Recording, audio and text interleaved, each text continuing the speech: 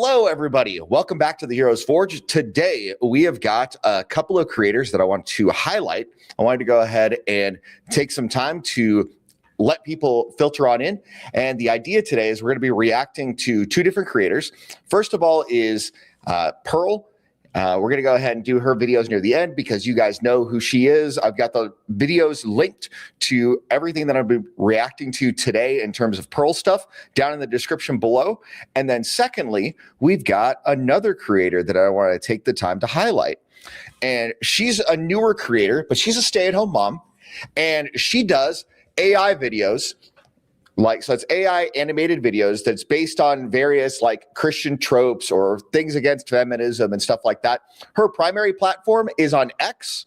So I would go ahead and recommend her. Her handle is at CMAA726. However, she is also on on YouTube. So let me go ahead and get a channel so I can link her channel for you guys. And she is pretty based. She just came out, started on YouTube a couple of months ago, it looks like. And so she is an interesting character in a lot of ways. So let's go back to the main thing. So she's a stay-at-home mom. She's a Christian housewife. She has a background in divorce court. She used to be a child, or she was in the child victim family court kind of situation where basically mom and the lawyers at Lightem and all of that went ahead and basically pit her against her father. And so she had been through the divorce ringer as a child, and she is only now recognizing a lot of the damage that had been done. So it's going to be really interesting to take a look and see things from a perspective that she shares, which is why I want to go ahead and take some time and highlight her work today. So once again, this is her YouTube channel, SEMA726. I went ahead and linked it in the chat so that if you would go ahead and take some time and after taking a look at some of these videos that I'll be sharing with you of hers, hopefully you go and you subscribe to her channel because she could use the viewership because she's putting in some really great work, and I'm excited to go ahead and share her work with you guys. Hello, David Ventura. How you doing, man? All right. So we're going to go ahead and start with Divorce, the saga. And I'll go ahead and pause it as we go along so that we can figure things out along the way. Originally, all these things are made for vertical orientation. So that's how we're going to go ahead. We're just going to look at it based on how it's uploaded on YouTube. Dave, I'm exhausted. After commute and working all day as a teacher, I just don't have enough time to help the kids with homework, cook dinner, and do all the housework. Sweetie, just quit your job. I'll work more and take care of you. Why should I have to give up my career? I will never depend on a man. Kate, your office job is hardly profitable after taxes, student loans, gas, after care at the school for 2 children, camp in the summer, and all the grocery delivery services and takeout food. Misogynist pig! I need you to do the dishes! You sat at a desk all day in an air-conditioned room. I've been busting my hump in the heat all day doing construction. Do them yourself. Fine. Dave. All right, so all of this so far should be pretty familiar to people. This guy in this setup is willing to go ahead and work extra hard to make sure that she could stay at home if she wanted to. But she insists on working a job that doesn't actually add net income to the family. So basically, it's a point of pride for her. And she's insisting that he does extra stuff around the house. Let's continue to see how this develops. Misogynist. He wants me to give up my career to stay home with the kids. He refuses to do half of the housework. What a jerk. Girl, you need to leave him. You can do so much better. You deserve a real man who's going to help you with the kids and the chores. Baby, I'm sorry I was a jerk last night. I love you so much. I just get frustrated because I really want you to be home with our children. I will not give up my career. The fact that you would even ask is financial abuse. I want a divorce. I'm taking the kids and I'm leaving. So the house is almost... All right, so that escalated quickly. So she goes ahead and talks to her friend. Her friend basically convinces her, oh, hey, he's abusive. You need to leave him. And so she has this rattling around in the back of her mind because this is how it often works. It's divorce or single women keep women single. And so the idea is that it's likely a single woman, and it's all about her and not about the family. Exactly, Larson, just like that. It is singularly focused on her own wants and desires without respect for what is best for the family as a whole. Let's continue. Now, this is the lawyer coming in. Was paid off with $100K in equity? Yes. He's such a jerk. And your husband has savings and a pension? Yes. Kate, what he's doing is abuse. He's controlling and manipulative. Let me help.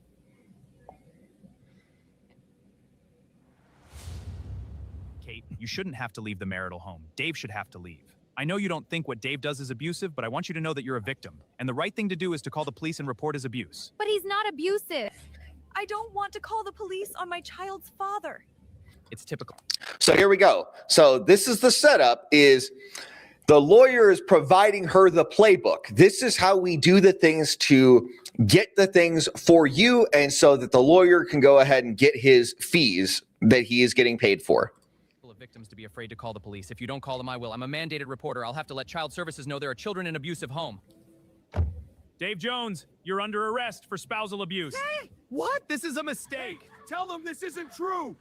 Dave, you're an abusive pig. It's over. Mama, why did the police... Notice, he didn't do anything actually abusive at all. He loves his kids. He's looking to provide for his family. He is doing the things that the playbook would tell us that is right and good and true. However, because of her selfish desires and her insistence on maintaining her own status independent of him, because she wants to be a strong, independent woman, now she's going to go ahead and file for divorce, get him arrested on no basis other than an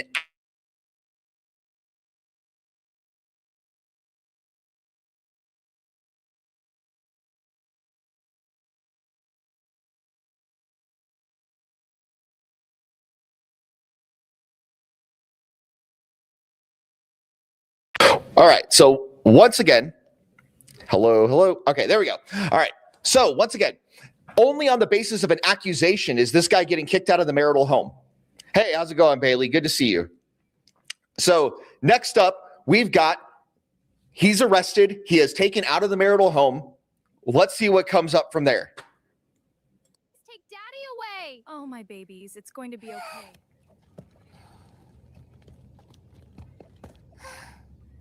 Kate, I don't understand what's happened. Please don't go forward with the divorce. I love you and the kids. I don't want to lose you. Dave's been calling. He wants to work things out. Maybe I overreacted. If he's willing to help with the housework, then I think we can work things out.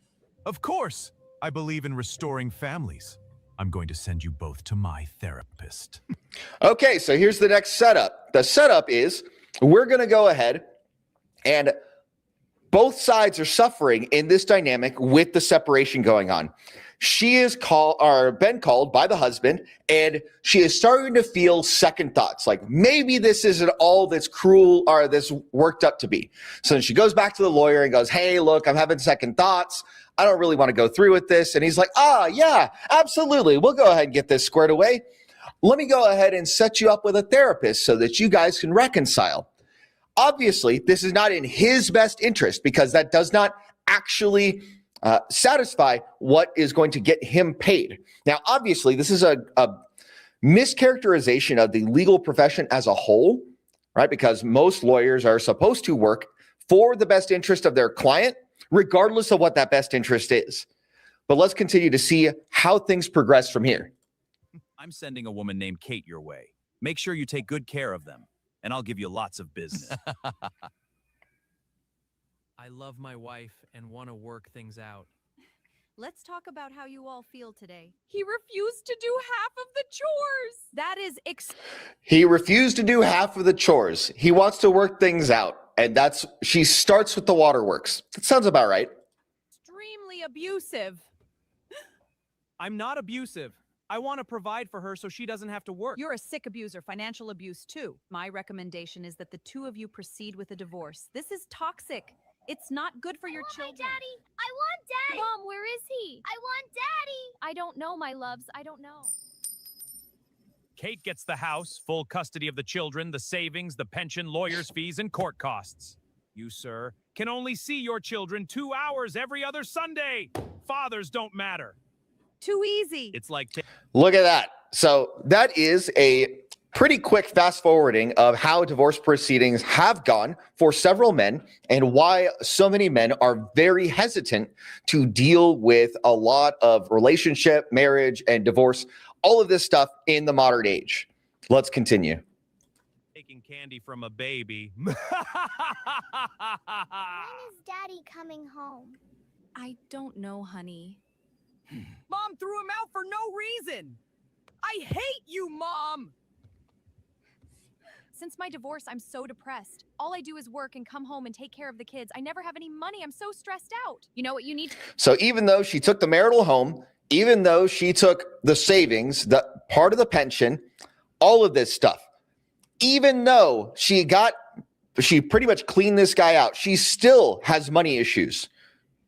That seems to be pre-existing from before the divorce. She was spending a bunch of money, obviously, in this context, and this is very familiar. And so now they are benefiting from child support and all the other things, and she's still barely not making ends meet. But they didn't have these problems when they were an intact family. And this son knows what the heck is going on. The son knows that this mother is the one that did it to him. Let's continue. You need to hook up with some men. Have some fun. Now that you're done with Dave, you're free to do what you want. Oh, I don't know, girl. I just got divorced a few months ago. I'm not sure about bringing a new guy around the kids. Be good for your father, okay? I love you both so much.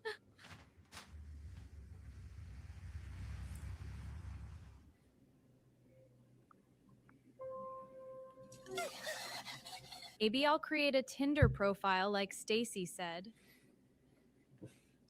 Hey, hotcakes! Can I come over right now and rock your world? Nobody wants to play daddy to your ugly kids. Oh, serious?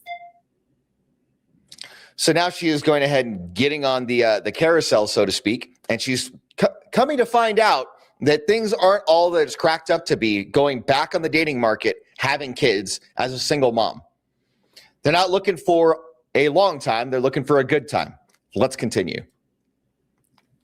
Stacy, I made a Tinder profile. You wouldn't believe the messages I'm getting from these creeps. How do you deal with this? Just ignore them. The right guy will come along eventually. Look at me. I'm 35 and I'm still hopeful I'll find them. Hey, hot stuff. Want to get out of here? Absolutely, gotta go. I need you to stay late tonight. I have to be at the school by 5:30 to pick up my kids from aftercare. Dave, I have to stay late today at work. I need you to be at the school to pick up the kids by 5:30. Darn it, Kate! I have to get this job done. Thanks to you, I'm $80,000 in debt. After alimony, child support, court costs, and lawyers, I'm only left with $200 a week. I can't miss work. I'm sorry, but I have to leave.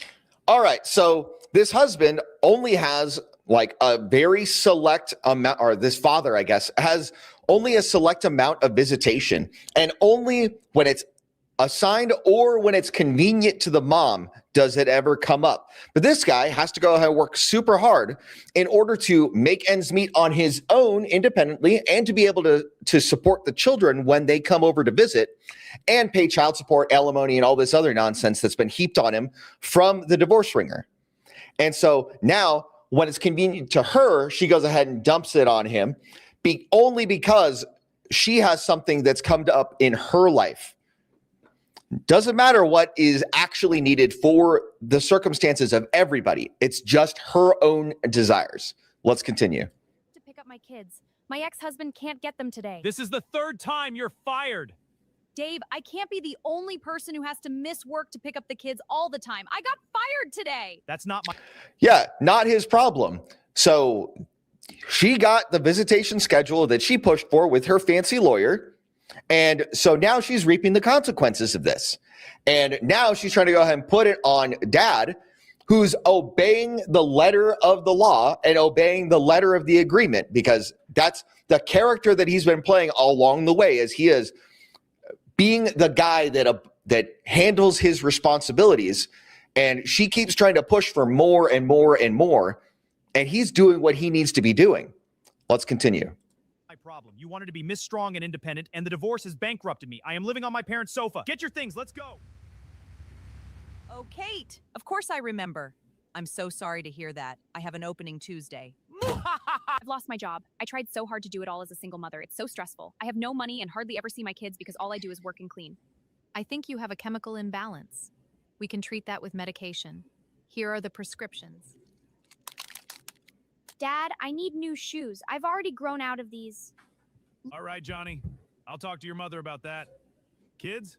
Wow, you seem like a great father. Is your wife busy at work? No, we're divorced. Call me. So yesterday, Johnny called me and said he needed new shoes. I'm already paying you $2,000 a month in alimony and child support. You could buy the shoes out of that. I don't get all. So there you go. So he pays $2,000 a month in child support and alimony, and she can't buy shoes for the boy. And so the boy is calling dad, and now dad is having to go ahead and do the legwork and be like, hey, look, mom, you got to go ahead and figure this out because I'm already handling my end of the bargain, and you're going ahead and cleaning things out even after the fact. It's insane. And now she's like, oh, well, after lawyer fees and court costs, I don't get all of it. Yeah, but you get a substantial amount of it. Come on, let's not be crazy here. All of that. Part of it goes to the lawyer and court costs. I'm barely scraping by. Johnny will have to wait in. Kate, I'll be there in 5 minutes. Have the kids ready. Who is this chick? None of your business. Give me my kids. Now I see why you don't have any money for your son's shoes. You're spending it all on some floozy. You're not getting the kids until you start paying your fair share. But I want to see Daddy. Fair share, Kate, you took everything. You're getting $2,000 a month in addition to the house and my pension. I'll see you in court. I got fired today. It's all your fault. All you brats do is drag me down. I don't know how we're going to pay the bills. Your deadbeat father doesn't give me any money. Daddy says you Now, flip side of this, if the kids went with dad, she'd just have to be worrying about herself like she wanted to do this whole time. And dad would be fine. He wouldn't need $2,000 a month of child support and alimony from her. He would just take care of business. Probably wouldn't need anything from her. But yet, she's over here blaming the kids as if they're keeping her down, which in some respects they are, but in other respects, she has chosen this life. And now she's popping pills, she's doing all this stuff, and she's resentful that the ex-husband is dating some young chick that actually likes that he handles his responsibilities. Let's continue. all of his money. If you hate us so much, send us to live with Dad and Grandma and Grandpa. I will never abandon my kids. Your father doesn't want you. He is only telling you that you can live with him so he doesn't have to pay child support. Your father is the reason I lost my job. He refused to pick you up from aftercare because he's a deadbeat dad. I've sacrificed so much for you ungrateful brat. It's okay, Caitlin. Mom is just really upset. She doesn't mean what she says. Go to your room and go watch a movie. Mom, I want to go live with Dad. So the older brother is the one that throughout this whole thing has known exactly what the deal is, and he's there helping his little sister out. This is often the kind of dynamics that happen, is that the siblings try to find the coping mechanisms to deal with all the stress and the anxiety about the stuff that is going on outside of the insular circle of the small sibling relationship and in the major family dynamic that's going on here. Let's continue. He doesn't want you. He's too busy with that little tardy met at the grocery store. You call your father and tell him we need more money. Johnny, just calm down. It's going to be okay. I love you and your sister so much. I would do anything for you guys. Put your mother on the phone. I lost my job because of you, you deadbeat. You refused to pick up these kids from school. I need you to pay my rent this month. You're the one who wanted the divorce. Kate, you ruined my life and bankrupted me. I'm not giving you one more penny. $2,000 a month is enough. If you can't handle this, then give me full custody of the kids. I hate you. I can't believe this.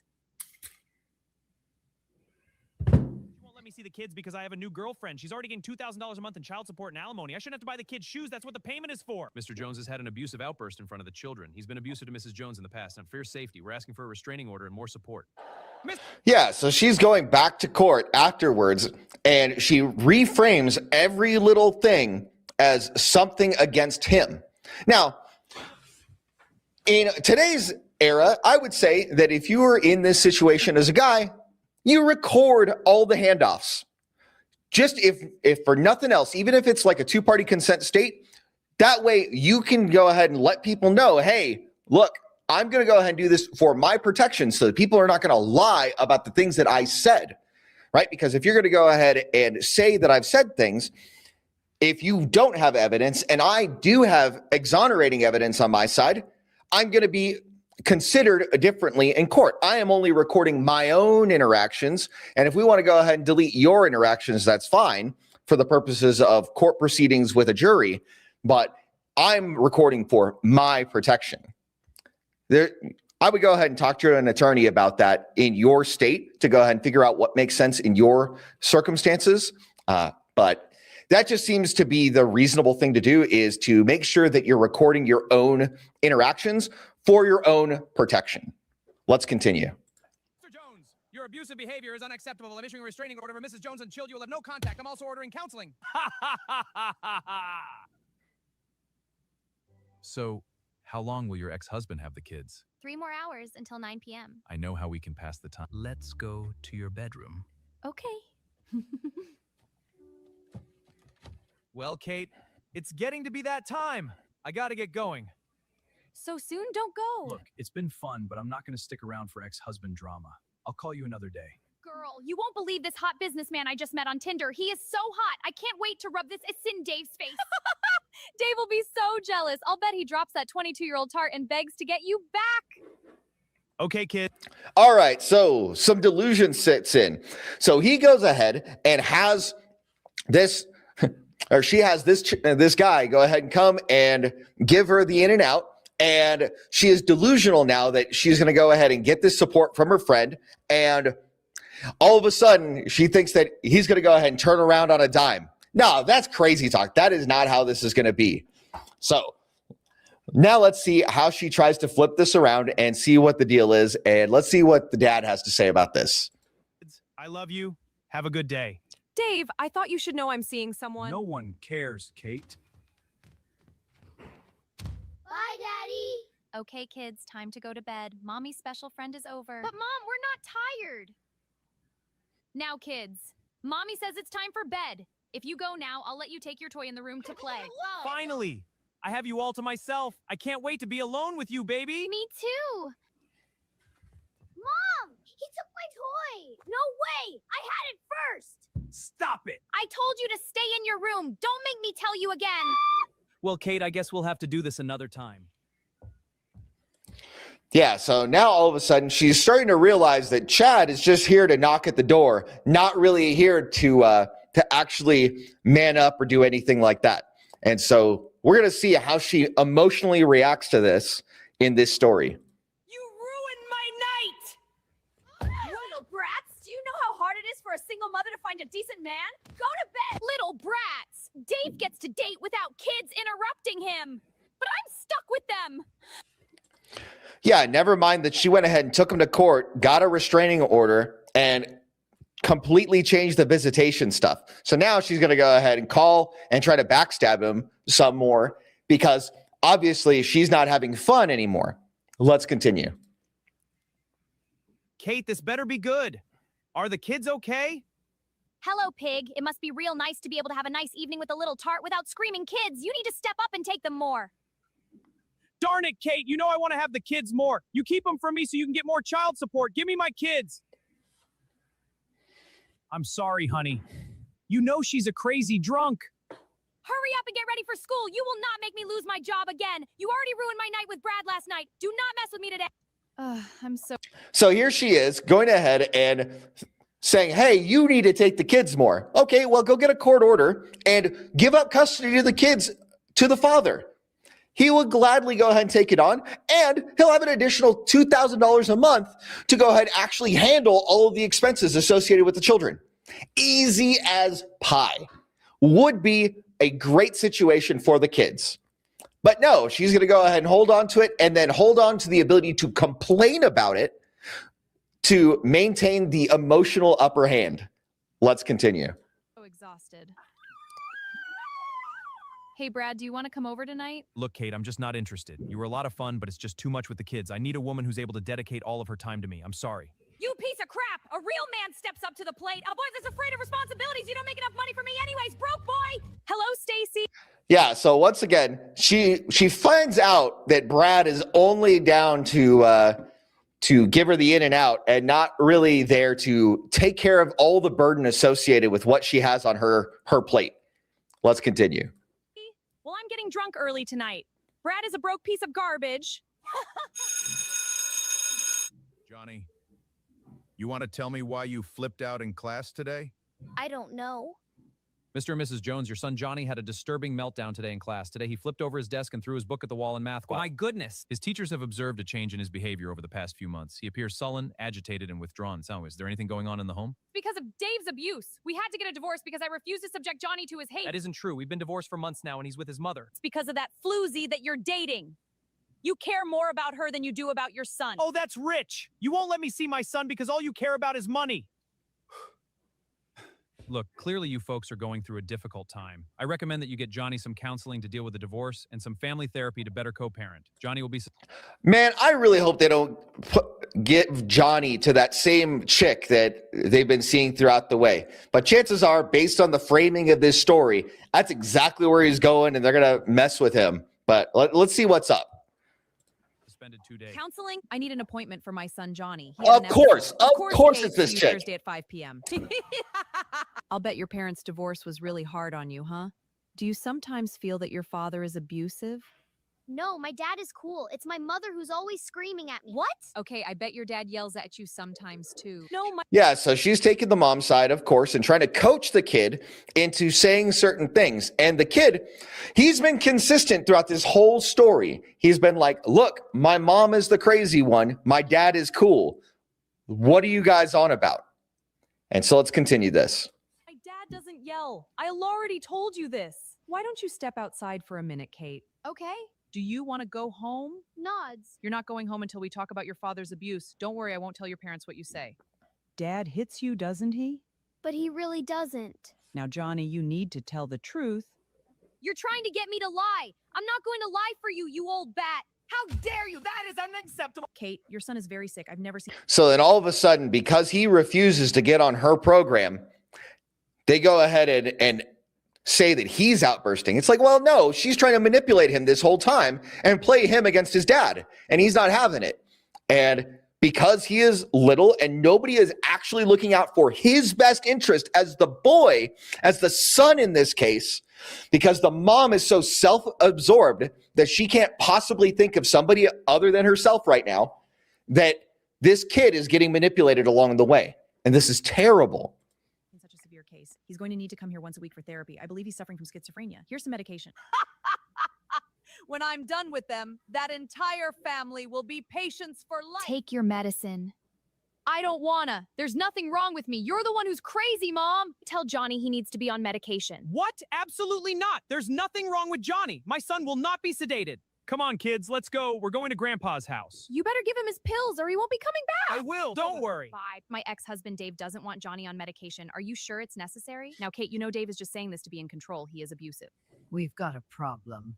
Dad is in the way. I see. We'll just have to deal with that. Your Honor, there is nothing wrong with... So going back to it, they go ahead and try to force the father to force the medication on the boy. That's disgusting. My son, he doesn't need medication. Dr. Weinstein, would you like to testify? It's my opinion that Johnny is suffering from schizophrenia. I also believe Mr. Jones is extremely abusive and Not true. After hearing from the expert, it's my opinion that Johnny needs to be given proper treatment. Mr. Jones, you will give Johnny his meds or visitation will be terminated. That will be $5,000.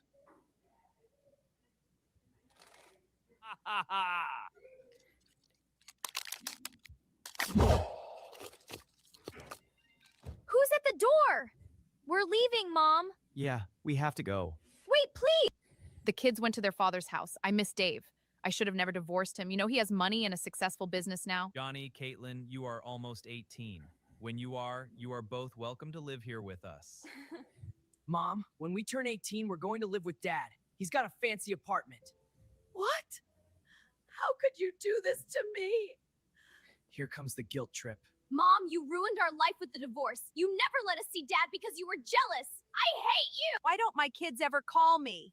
I've sacrificed so much for them. Ungrateful. Wow, things went downhill real quick in this circumstance.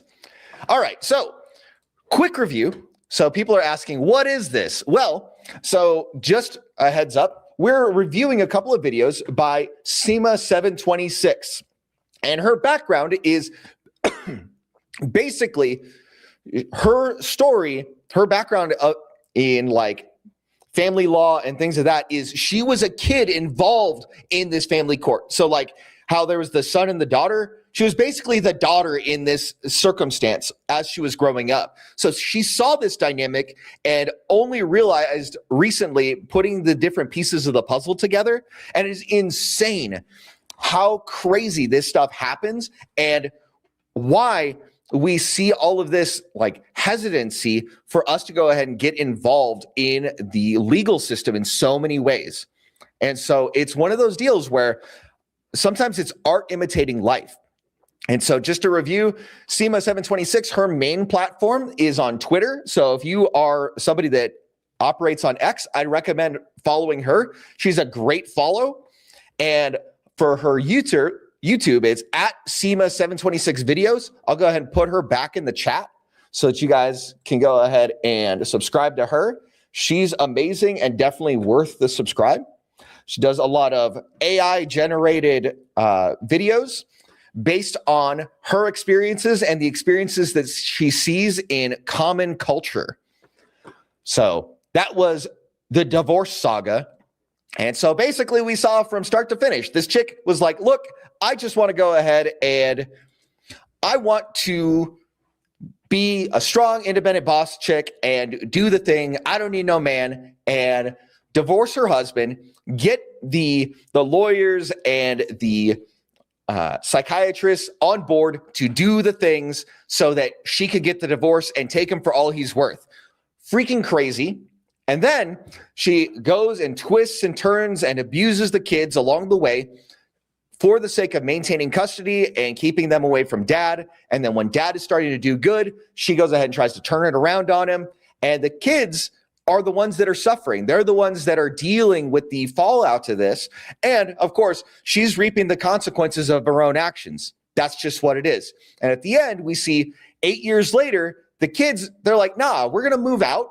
And then dad has got the young lady that he had gotten with, had a couple of kids with her, and he's doing just fine. That's just how it is. It's a very different kind of deal. And so we can see along this storyline how these things happen in the divorce ringer in a lot of ways. Obviously, this is a dramatization. This is a worst case kind of scenario, but it is a common enough scenario that we see this played out time and time again in our society. It's just one of those deals. All right. Next up, we're going to go ahead and take a look at Christian Inc., Repentant Prostitutes. All right, so this is a social commentary on the phenomenon of how a lot of times when chicks retire from OF, they go and they seek absolution in Christianity, and then everybody in Christian Inc. is so enthusiastic to go ahead and lift her up and all of this, and that's the idea behind this this work. So we're going to go ahead and take a look at this one and react to it. And action! Hello, welcome to the Christian Inc. podcast. I'm Mary Sue. For our prostitute of the week, today we have a very special guest. From the adult film world to wanting a family, saying she's sorry, and still making profits off of her porn name, please welcome Casey Lust! Welcome, Casey. Tell us about your story. Thank you for having me. I'm so happy to be able to rebrand now that I've aged out of the industry. Cut! Didn't your agent give you your lines? You're supposed to say, I'm so happy to have become a Christian. I'm so happy to have become a Christian. You know, it's really just changed my life. I used to be in porn. You all might know me from films such as Pool Boy Orgy and Santa Went Up My Back Chimney. Wow, you've changed so much. So inspirational. I'm definitely not still profiting off of my former content, and I definitely do not want your audience looking it up. I totally don't have an OnlyFools anymore called Casey Lust XXE. Exactly, so don't any of you Google her. Finding God and starting a church hustle has just totally changed my life. I am making good money, and I get to be treated like a normal wife and mom. So does anybody recognize this at all? This seems pretty on the nose for a couple of situations that have happened over the last, like, I don't know, 2 to 6 months, time and time again. Let's continue.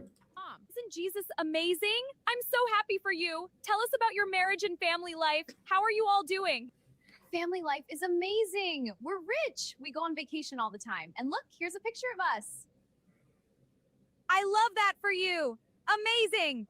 See, ladies, you can spend 10 years as a porn star, make lots of money, and still get the happy ending. You've been married 6 years now. Congratulations. You see, men, you can totally marry a prostitute and be happy. Her husband is handsome and wealthy, and he doesn't have a problem with it. Yeah, he's not insecure. So he's not worried about friends and family or even your kids seeing you online? That must be so hard for you. It is. Sometimes I cry. I'm the victim, but I've repented for my sin. Casey, I am... All right. How many of you have seen that?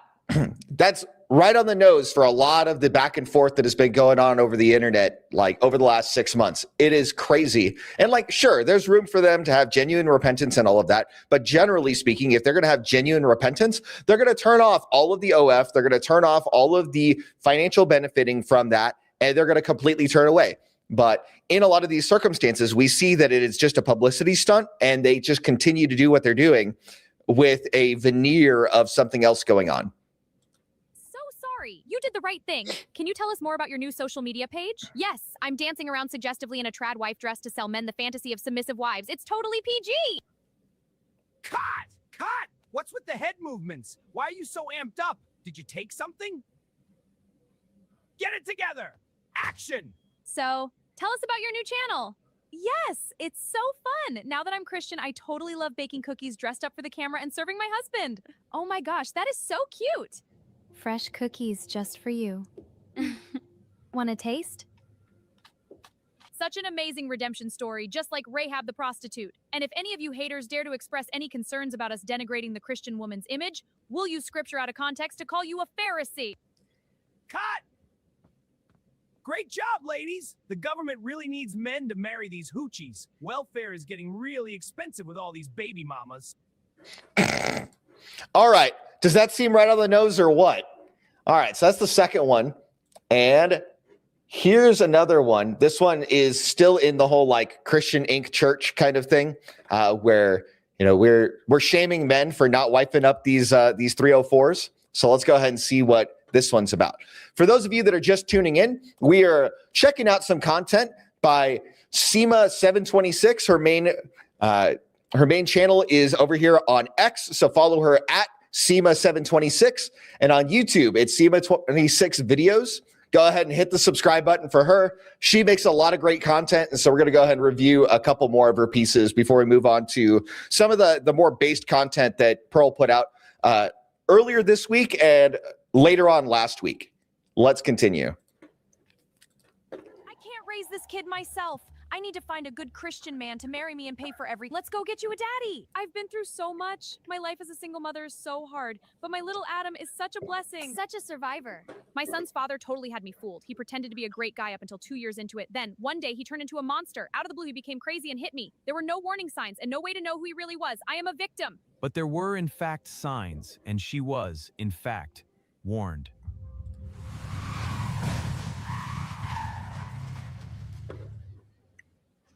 Dang, baby girl, you are so fine. Want to come party with me? I got what you need, beautiful. You like pixie dust? Wow, thank you.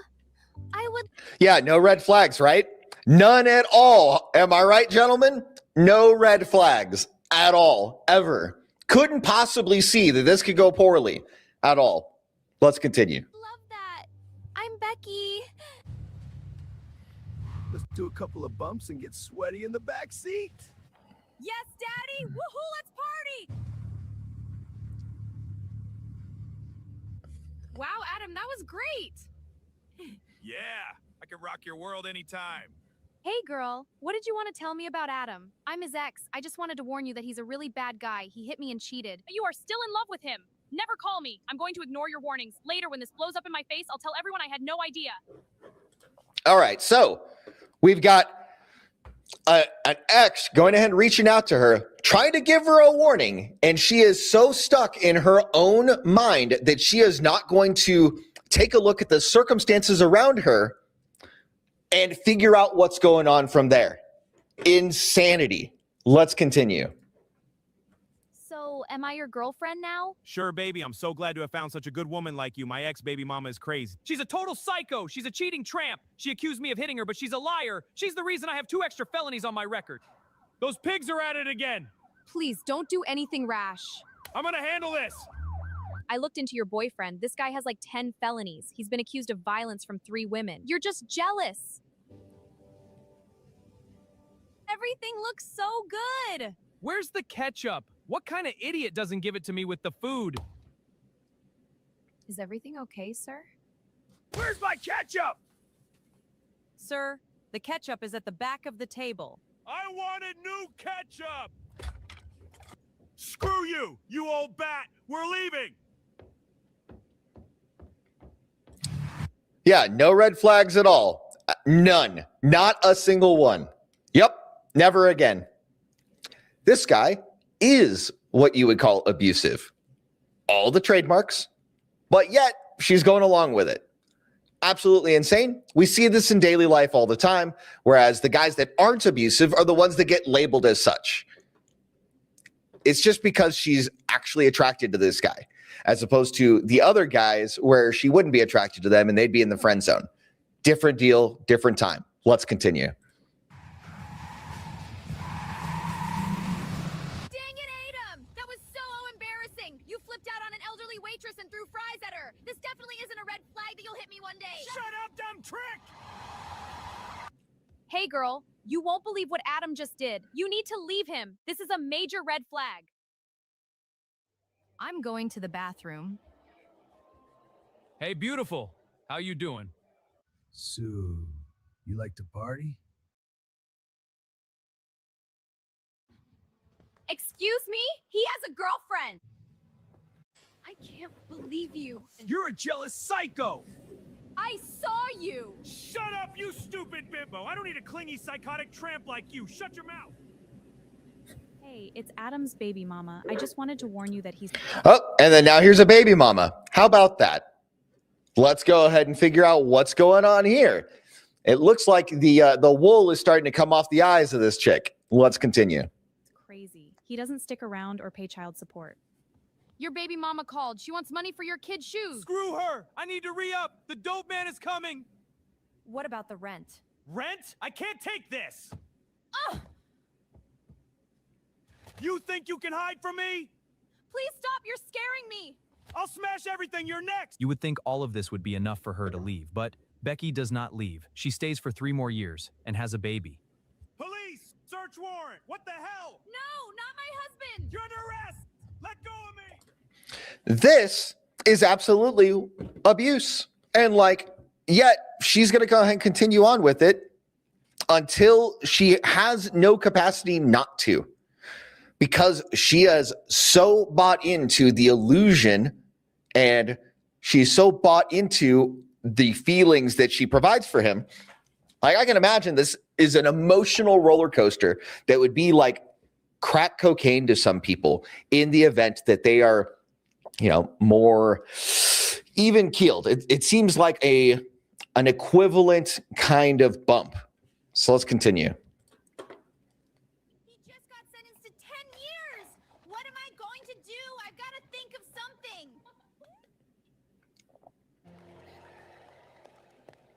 Where are all the men? We're all single mothers. With little hope of ever finding a good Christian husband, Becky becomes bitter. Later, she decides to get online and say really stupid stuff. Ladies, it's really important that you focus on your career. You need to go to college and get a good job. Men are abusive and cheat.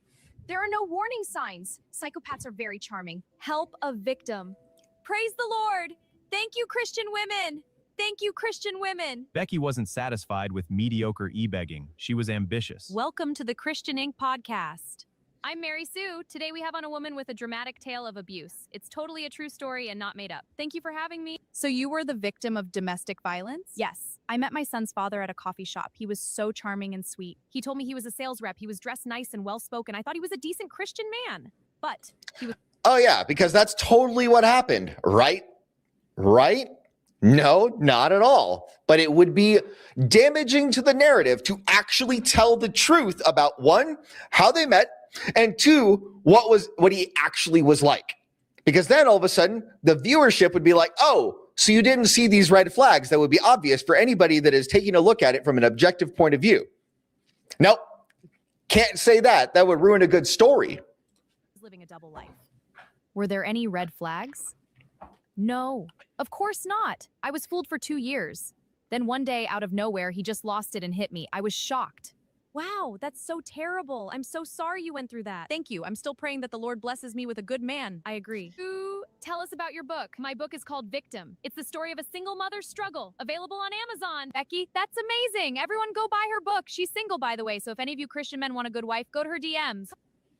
God, great job, ladies. The government needs men to marry baby mamas again. They stopped. We need to make it trendy again. Yeah, no kidding, right? Sorry for pointing out the obvious problems with this circumstance. How dare we, right? So, once again, we are going through a couple of the videos by this creator, Seema726. She's a stay-at-home mom and Christian housewife, and she's been through a lot of this stuff. Like, she went through the divorce ringer as a child that was involved, where her mom went ahead and took her father to the cleaners, and so she goes ahead and puts these AI videos together to serve as social commentary on a lot of things that we're seeing. And I think that in terms of conservative Christian woman commentary, like, she is doing really well to highlight a lot of the inconsistencies, a lot of the clear points. So definitely worth a follow on X, and definitely worth a subscribe on YouTube. Once again, I'm going to go ahead and link her channel in the chat, so that you guys that haven't subscribed to her yet can go ahead and take some time and subscribe. Fantastic work. And we've got one more video of hers that we're going to be watching before we move on to the main event. This one is called Reviling Wives, Karen. I don't believe in divorce, except for extreme cases. What about abuse? My ex-husband was a monster. He was crazy. One time, he grabbed me by wrists and threw me on the couch and was irate and screaming right in front of the kids. It wasn't my fault. I had to leave him. He was crazy. Wow, I'm so sorry. Of course you were right to leave. I'm so sorry you went through that. Let's uplift Karen in prayer and provide additional support for her. The women hear the word abuse and automatically assume the husband was a vicious perpetrator. They are sane and can't imagine a woman would lie about such a serious topic. Yeah, because they'd never lie about this, right? They'd never redefine what words actually mean to suit their interests, right? Certainly that never happens at all, because we can't get in the way of a good story, right? Here we go. Let's continue. But Karen isn't telling the full story. Mike, I'm so exhausted. All you do after work is sit here and play with the kids. I need more help with the chores. Karen, I just got home. Give me a minute. Excuse me?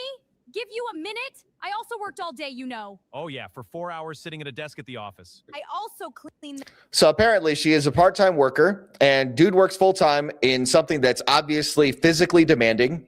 Looks like he auto repair. So he's a mechanic. Dude's a mechanic, and she works part-time at a desk job. And so she's like, look, I demand that you do half the housework. It's not enough that you come in and you need a little bit of time to rest. Nah, none of that. Immediately straight to the plow with him. That's insane. Give the guy a couple of minutes to go ahead and adjust, maybe take a shower. Like, seriously, the guy is wearing soiled clothing. Can we not give him a little bit of time to freshen up so that he can be here and ready for his children? This is insane. Let's continue. The house and got these kids to and from school, you jerk. Karen, I had a 10-hour day at the shop. Mike, wake up. We need to talk. Can I have a cup of coffee before we do this?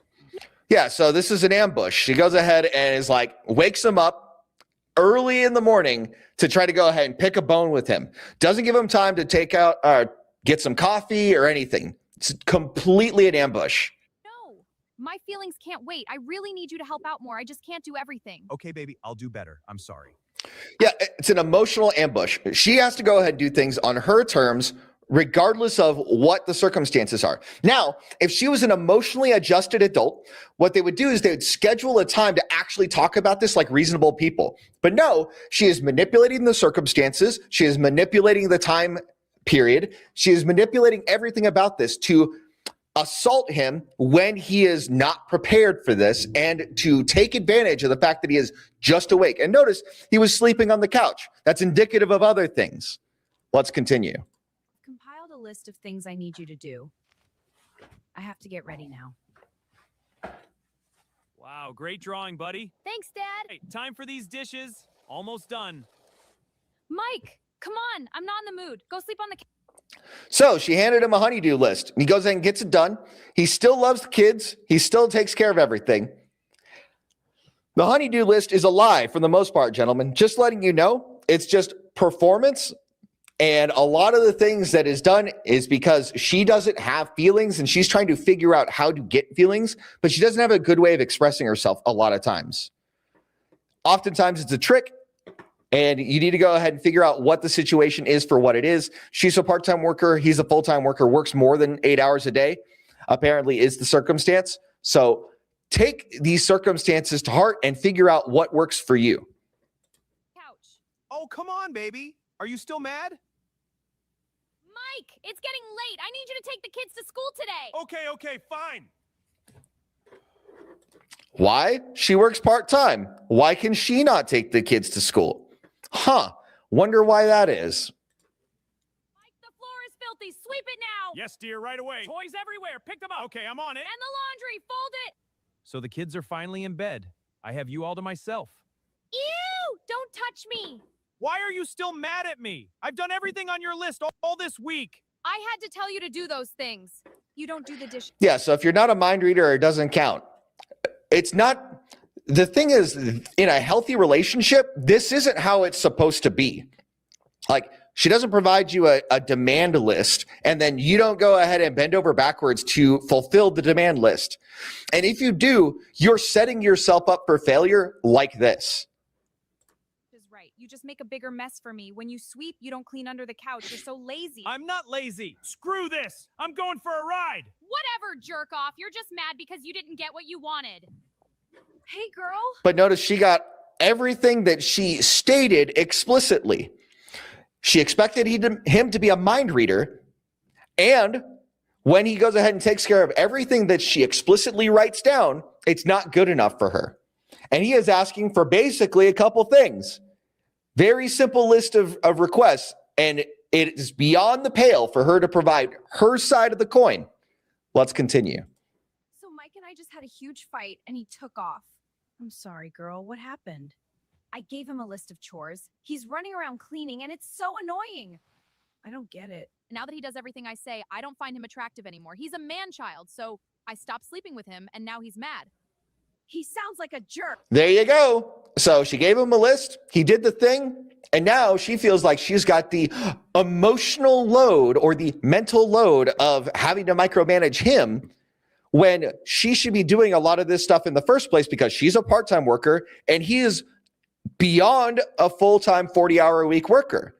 And so they have an unequitable distribution of labor around the house considering their independent working circumstances. So in terms of how they are contributing to the overall wellness and well-being of the family, there is once again an unequal distribution of labor. And he is doing way more of the work and he is not getting the reward. You need to leave him. You could do so much better. You're right. All right, we'll talk tomorrow. Stay strong. That stuck-up, skinny little witch deserves to die alone. Karen doesn't love me anymore. She's got someone else. Are you drunk, man? Calm down. Pull over. She won't let me touch her. There's a boyfriend. I can't do this anymore. She's got a boyfriend. You hear me? A boyfriend. I just want to find the guy. Let me go find him. On the ground. So this guy is under pressure and this guy goes ahead and gets arrested for DUI. Gentlemen, this is not the way to go. This is not how we go ahead and handle business, but I can understand where this guy is coming from and how he has come to be in this particular circumstance. It sucks. And there's a lot of guys that deal with this. The trick is he didn't see earlier on in the relationship that there is issues along the way that had he taken care of things along the way, things would have been a lot better off for him.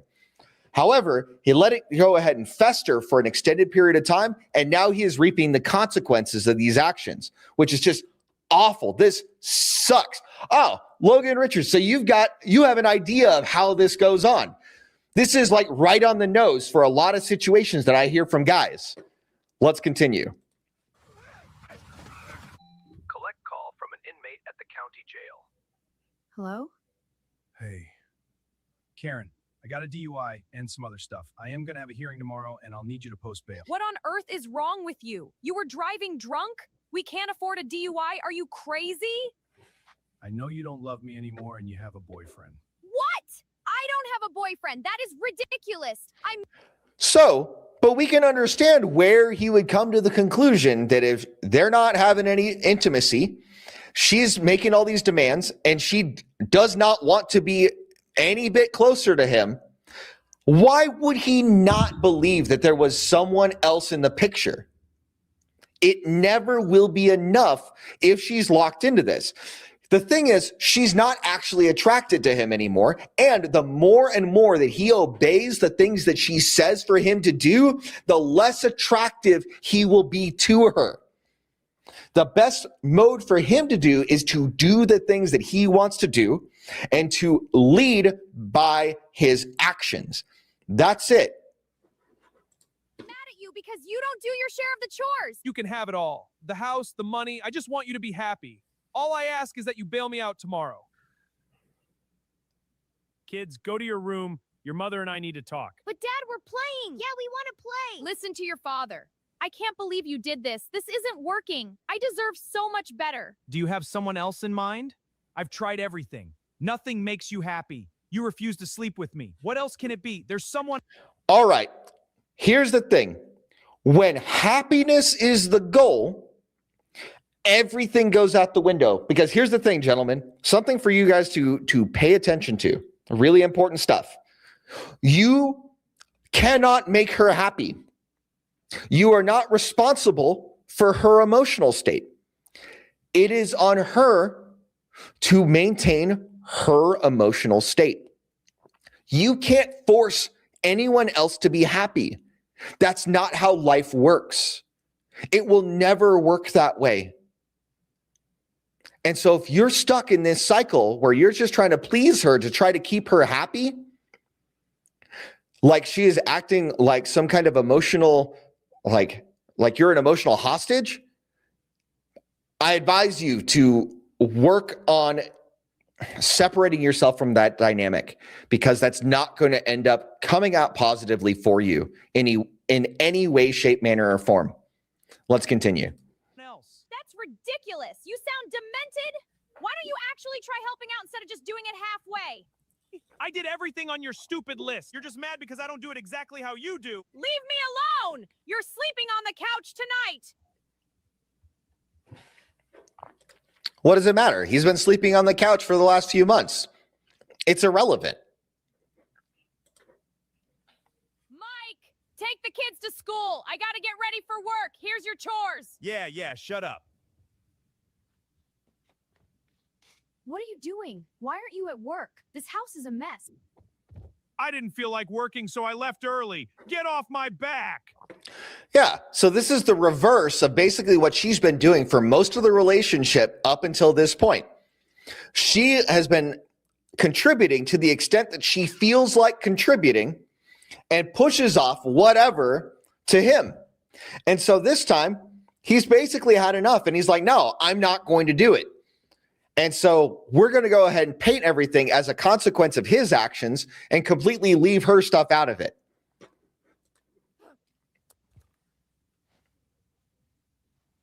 Where am I supposed to sit since I'm not allowed in my room anymore? Try the kitchen. Do the dishes. Screw that! I'm not doing anything! Get out of the living room! Not you kids, you can stay. How dare you? You're screaming in front of the children. If you leave the room, you won't have to hear it. Mommy, Daddy, stop yelling. You're a miserable prick. I hate you. You ruined my life. Keep your voice down in front of the kids. Kids, everything is going to be okay. Mommy. So he's trying to keep this stuff together. It is just insane, the amount of pressure that is on a lot of guys' backs. And we just go ahead and turn the other way as society and go, oh, yeah, he's got this. It'll be fine. No, this is insane. This is not how things should be. He's basically living as an alien in his own home, and it's obvious that the divorce ringer is coming for him in this story. Let's continue. Daddy just need to have a grown-up talk. Go to your room. Why are you doing this to me? I can't take this anymore. You are so disrespectful. What was that for? So she goes and hits him. That's just what it is. Shut up, you jerk! I'm sick of you! Do the dishes! Do the dishes! Karen. All right. So in the majority of cases of DV, when there is not mutual combat, all right, where both sides are actively involved, the majority time, it is the woman that goes ahead and starts the altercation, as we see here. That is statistically the case. Enough. Stop it. Sit down. Let go of me! I said sit down. And so once he's finally had enough and he goes ahead and sits her down, now he's going to be labeled as the abuser, even though it's mutual combat. Stop it! You will not get violent. I'm not putting up with it. I can't believe you. You are so abusive. Mommy, why are you crying? It's okay, kids. And so now the situation was painted where the kids saw her crying. That's what it was. And so now the kids have this impression that the dad is the bad guy, even though he wasn't the first person to start it. She had been manipulating the circumstances for months at this point, maybe longer.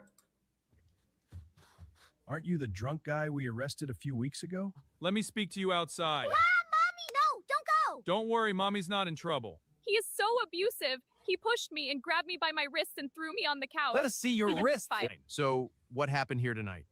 Everything is fine. You're under arrest for assault. Oh, come on. I didn't do anything. Hands behind your back. A collect call from an inmate at the county jail. Hello? Hey, I'm going to need you to bail me out in the morning again. That's all you have to say? I don't want to discuss this on the phone. We'll talk when I get home. Whatever, jailbird. I can't believe you. But she went and bailed him out. Now, obviously, he's got to work to go ahead and pay the bills, because if he's in jail, he can't work and earn money. So, of course, she's going to bail him out with the family funds. You know, that's just what it is. Well, what are we doing here? This is the kind of circumstance that we see so often, where the guy is the primary breadwinner and she's basically just working a part-time job, and she is like manipulating the circumstances on him, and just putting the screws to him and causing the problems that will eventually lead to long-standing, far-off consequences. Hey, I can't believe you hit me, and somehow I am the one who goes to jail. I have assault charges now. You were out of control. Mike, I was terrified. I've never seen you like that. You have a drinking problem. I think you need to go to rehab. No, I don't have a drinking problem. I only get drunk to deal with you. Your abuse pushes me there. Well, that seems to be the case. It's only after she's been pushing and pushing and pushing that he goes and resorts to the bottle. Now, don't get me wrong. He's got full responsibility on his end on that, right? When you are close to the breaking point and you don't have a brotherhood of other guys that you can talk to, which based on the circumstances, we don't see any evidence that he has male friends anymore that he can actually talk to and share his struggles with and all of that, because he's clearly not going to go ahead and talk to his wife about this stuff. This is insane. First step is admitting you have a problem. Shut up, Karen! I've reached my limit with you! Not another word! Please slow down. You're scaring me. I want a divorce. I'm just not happy. I don't want to break up our family. What do I have to do to fix things? You always ask. So now he's asking her again, what should I do? Every time he asks her in this story, what should I do? None of the things that she asks for him to do actually change the circumstances for the benefit of the family, and definitely not for his benefit, or even paradoxically to her benefit. That's the craziest thing here, is that when he is doing things that she should be doing, he doesn't do it according to her standard, and then she gets upset that he doesn't do it exactly the way that she would do it. And she uses that anger and that anxiety and that angst to project incompetence on him, even though he is taking care of business and shouldering the majority of the financial load. And so now she's getting ready to file for divorce. And now we're going to go ahead and see what happens next. Ask me what to do. You're a man child that I have to parent. I'm not attracted to you. What? The feeling is mutual, Karen. You're a frigid witch. All you do is bark orders at me and demand money. So, what brings you in here today? He doesn't do enough chores. He's abusive and has a drinking problem. You need to listen to your wife, buddy. Mutual submission, acts of service. That All right, so that's exactly what I would expect from the crazy megachurch is the idea of mutual submission. So we've talked in times past where that is wrong. Well, it's not AI slop ghostly. It's a friend of ours that goes ahead and actually does AI work. Like it's stories that she sees from the ether and then puts it with AI art to tell the story that we see all over situation or all over society rather. And though it is put through AI to generate the imagery and all of that, you have to have the story narrative to cause this to be the case. That's just what it is. And so going back to the idea of mutual submission, that isn't a biblical thing. And so you've got the egalitarians and the soft complementarians that say, oh, hey, the husband should go ahead and do everything for his wife and she shouldn't have to do anything, basically. She shouldn't have expectations or anything, is kind of how it's levied. And that's not what the scriptures say on the matter. That's just what the deal is. And because this pastor is bought into this egalitarian equalism in society, basically he's a feminist, he's going to go ahead and put this burden on the husband that he's already been bearing and even more of a burden, and it's just not going to work out. Let's continue. It isn't working. She hates me more. I did everything she asked. She's disgusted by me and hates me. That isn't true. He's an abuser. You need to... He's not actually an abuser. It's just one of those things where she had manipulated the circumstances to go ahead and break him, basically. And then she's surprised when the consequences of her own actions come up. Wild stuff. But this is emblematic of stuff that we see in the society all the time. Listen to your wife, pal. He's not leading. I need him to lead me by doing whatever I say without me having to say it. She wants me to be a mind reader. Karen needs to be in control of everything, but she can't handle it. The buck stops with you, pal. You're not leading. Acts of service is a love language. I can't lead. She'll just send me to jail. Yeah, that's basically what happens is she's going ahead and telling him to do all the things. He's doing it. He's not doing it according to her standards. And then she claims that that is abuse, which is insane. Not the case. It's just what it is. She sets up the circumstances and then complains about the consequences. So, how are things going with Mike? Terrible. Now that I'm refusing to sleep with him, we have nothing in common. But let's not talk about it. Let's watch the show. Welcome back to 50 Shades of Viking. You're mine now, woman. Put me down. Unhand me. You can't deny this. He's so hot. Put me down, you animal! Shut up! I take what I want when I want. Talk back again and you'll regret it. Ooh, Daddy! I wish I had a man like that. It's only socially acceptable for us to desire a strong masculine man to dominate us in the bedroom. Nowhere else. We're feminists. Yeah, there you go. That's the deal. It's feminism 101. They'll go ahead and secretly have all of these desires, but then they won't let that out for a dude that's not hot enough for it, right? So the number one thing that guys can do in our marketplace right now is actually be in shape, which is kind of wild. You would think that character should come first, but I mean, as a young man, you go ahead and develop character over time and your ability to be competent and show up in other ways, because honestly, most of the guys that make men are most of the characteristics that make men attractive to women take an extended period of time for us to develop as men. That's just what the deal is. And so these women will go ahead and read like 50 Shades of Grey and things of that nature and have these fantasies with these people that are not of the caliber that they could possibly be able to entertain for an extended period of time. Exactly. We've been taught that only a foolish woman wants a powerful masculine man to tell her what to do. So our suppressed biological need for this comes out in deranged fantasies. That's definitely it. 50 Shades of Viking is so hot. Mike, it's over. I need a real man, not a boy. You're a man-child. You know what? Screw you, Karen. I don't care anymore. Yeah, so at this point, he's just done, right? So he has done all the things. He supports the family. He takes care of them. He financially handles everything. But that's not good enough for her, because instead of just telling her, hey, look, you only work part-time, I'm not going to do this thing. That's just what the deal is. And he is not putting his foot down. And she is just running all over roughshod with him. And even though he is doing all the things she asks of him, he's not attractive to her anymore because he is submitting to her will. That's not what is attractive to them. Sorry I'm late, Karen. My wife is impossible to please. She wants to leave me for no good reason. Your Honor, he's abusive. He was arrested for DUI and resisting arrest. He was arrested for assaulting his wife in front of the children. That isn't true. Karen attacked me. I just didn't tell the police anything because I didn't want my wife to get arrested. Karen gets the house, the savings, alimony, and child support. You, sir, can only see your kids 2 hours every other Sunday. Fathers don't matter. I can't win this. Here, take it.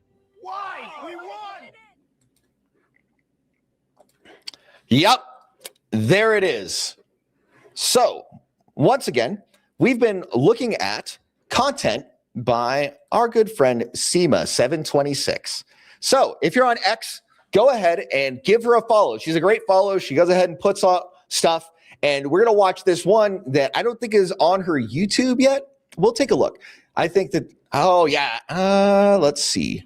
Let me refresh her YouTube channel. Oh, hey, cool. It is on here. So we're going to go ahead and watch this last one, Obedient Wife versus Boss Babe.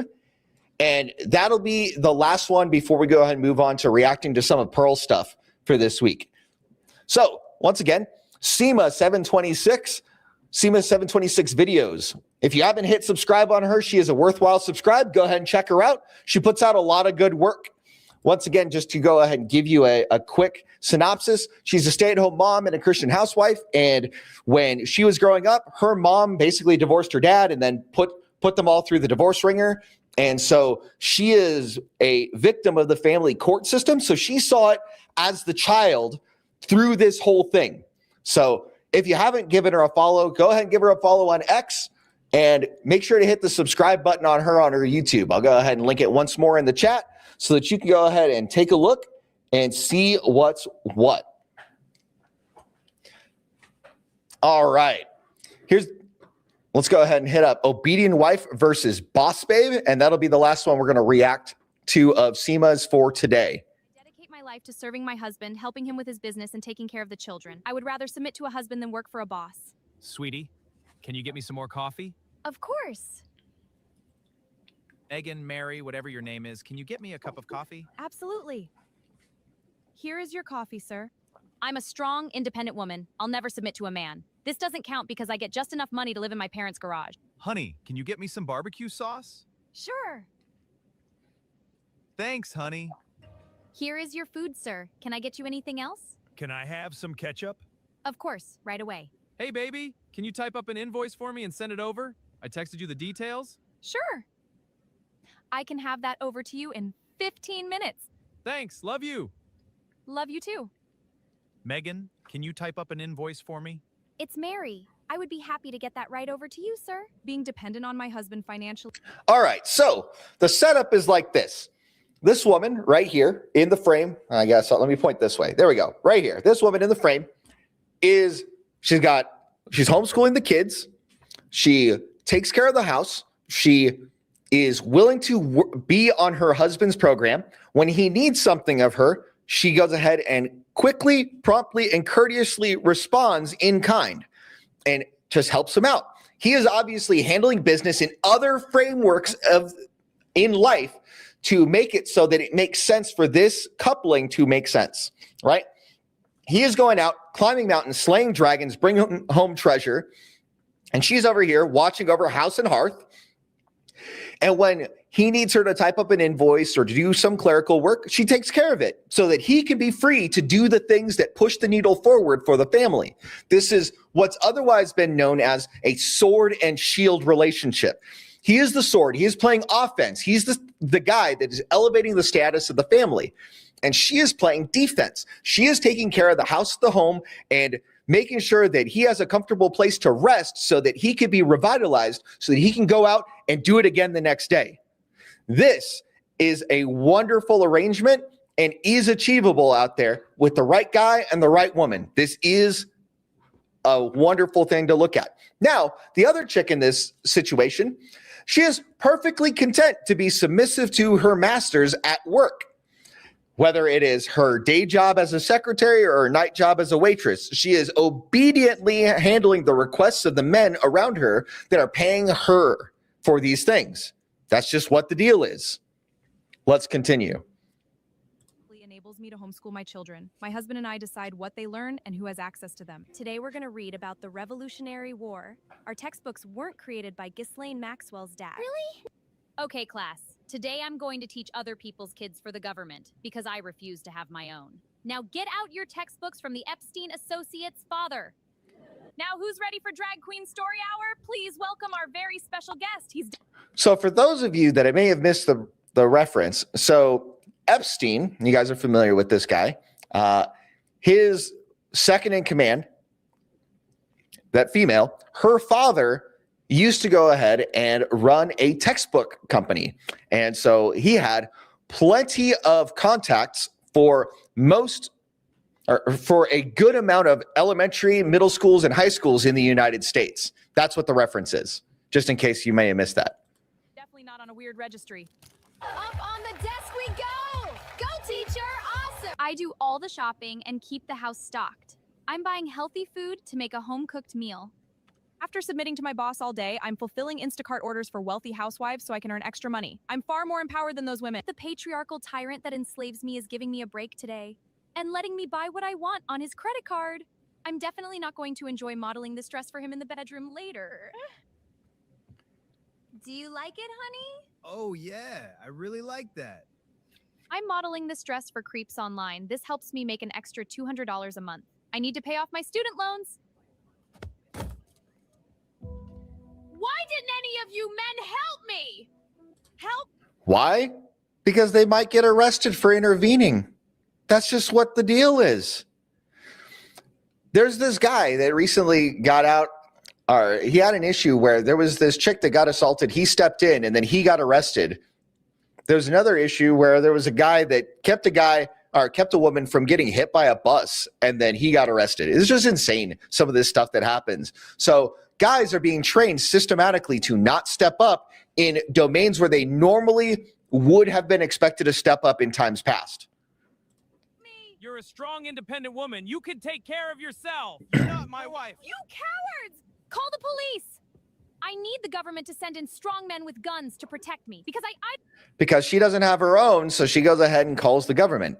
It's just what happens. A lot of times they'll go ahead and replace the forms and functions of what a husband used to provide on an average basis.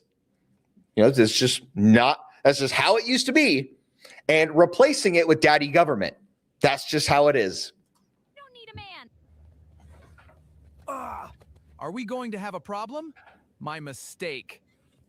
What happened? Must be a wacko. Don't worry about it. Honey, I want a sandwich. Do you want a turkey sandwich with Swiss, or would you prefer a cheesesteak melt? Hey, sweet cheeks. I'll take a turkey bacon club, extra mayo. Make it snappy. Yes, sir. Thanks, doll. If my man ever talked to me like this, I would be irate. But this is all good because I get $14 an hour. I would rather serve men to profit a multinational corporation. I'm way too arrogant to ever be subordinate to a man who loves me and would die for me. Melissa, get over here. This coffee is cold, and you were 2 minutes late this morning. What is wrong with you? My boss is abusive, but I'm terrified to say anything to HR. They are only there to protect the company. I need this job to survive. I can't take the stress of this job. So I'm on a mood stabilizer. Speaking of which, so HR, so there was a CEO recently that went ahead and laid off basically his entire HR staff. And he's like, turns out that most of the problems just go away. It's as if HR has a way of perpetuating problems and instigating problems in the first place. Kind of a weird deal. An antidepressant and will pop a sedative at lunchtime to deal with his tirade. As long as I bring him a drink and a plate, he's content. He really doesn't give me a lot of crap. It's a pretty sweet deal. I'm in here creating all these amazing meals and watching my shows on my phone. As long as he gets what he needs in the bedroom, he's happy. He didn't care that I left a basket of laundry unfolded yesterday to watch my show. Which is true. If she is taking care of business in the bedroom, most guys are going to go ahead and look the other way a little bit in terms of some of the household chores. But then when both are not done, that's when things are just crazy. It's just like, wait a minute, wait. I asked you to do the laundry and to handle this and this, and none of it got done, and no fun time in the bedroom. That's what goes ahead and drives guys nuts. So there you go. Let's go ahead and swap the size of the screen right quick. I could never depend on a man. You've been brainwashed by right-wing white supremacy. That's fine. I'm happy over here. You are not. Happy people don't say they are happy. You just want to win the argument. You just don't want to believe me, because then you would have to admit you fell for feminist propaganda pushed by the bankers who get rich off the interest on all your debt. That's not true. I borrowed $100,000 to go to school for a useless degree. I have paid back $150,000 and somehow still owe $120,000. I am not an indentured servant and totally haven't lost all my dignity on Only Fools. Will the real slave please stand up? But you have to serve a man and sleep with him whenever he wants. I know, it's so hot. My man is so passionate and romantic. I can understand why you're jealous. He sounds like a creep. This is abuse. Right. And you fantasize about this kind of thing watching 50 Shades of Viking. There's the reference to 50 Shades of Viking. So yeah, there you go. So that's the last one we're going to be reacting to from Seema today. So once again, if you haven't checked her out, she's amazing. She's a stay-at-home mom, Christian housewife, supporter of old Christian laws, former child victim of family court. All of her videos are under her highlights tab. So this is where she releases them first. Then she goes ahead and uploads them to YouTube afterwards. If you're on X, go ahead and follow her at Seema726. If you're on YouTube, which you are, because, hey, that's the YouTube live stream, she's at Seema726 videos. I see that she's got 3 other subscribers today as of this stream. Awesome. Thank you guys for helping her out. And I'm going to go ahead and link it in the chat just in case you've not seen it before. That way we can go ahead and help her out and see if we can't get her some more viewership, because she puts out good content. Even though she uses AI, I think it's going to be one of those things where she's going to get better and better at generating the content, especially as large language models and video creation models get better. She's got a good head on her shoulders for what makes for good content. So I look forward to seeing more of her content later on. So next up, you guys are familiar with Pearl, right? Pearl, Just Pearly Things, 2.6 million subscribers. We're going to take a look. That's going to be the last one we're going to look at. We're going to start with, what's the first one in this series that I want? Looks like I got them all queued up. All right. We're going to start with how female losers work and how society lies. The link to this video, if you want to go ahead and take a look at it later, is in the description below. Let's go ahead and react to Pearl. She's cooking on these whiteboard videos. Guys, welcome to my whiteboard series. Today, we are going to talk about how the entire world is lying to women.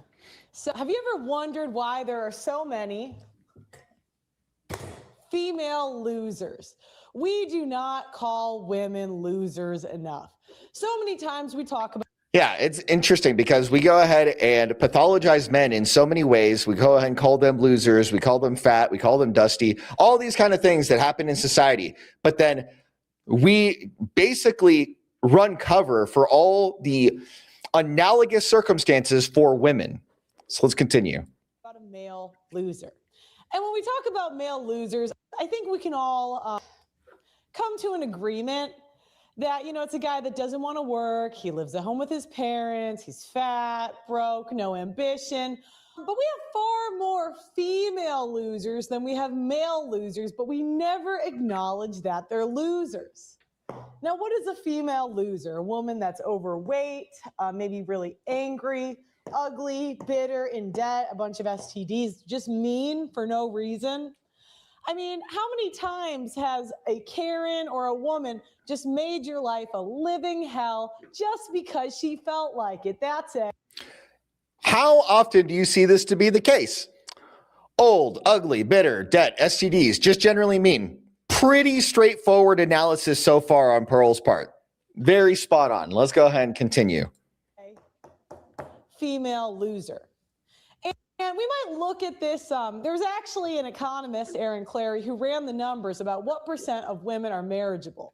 That means women that are a baseline level of not fat, women without incurable STDs, without a ton of debt, not overly mean, not overly bitter, not ugly, not single mothers.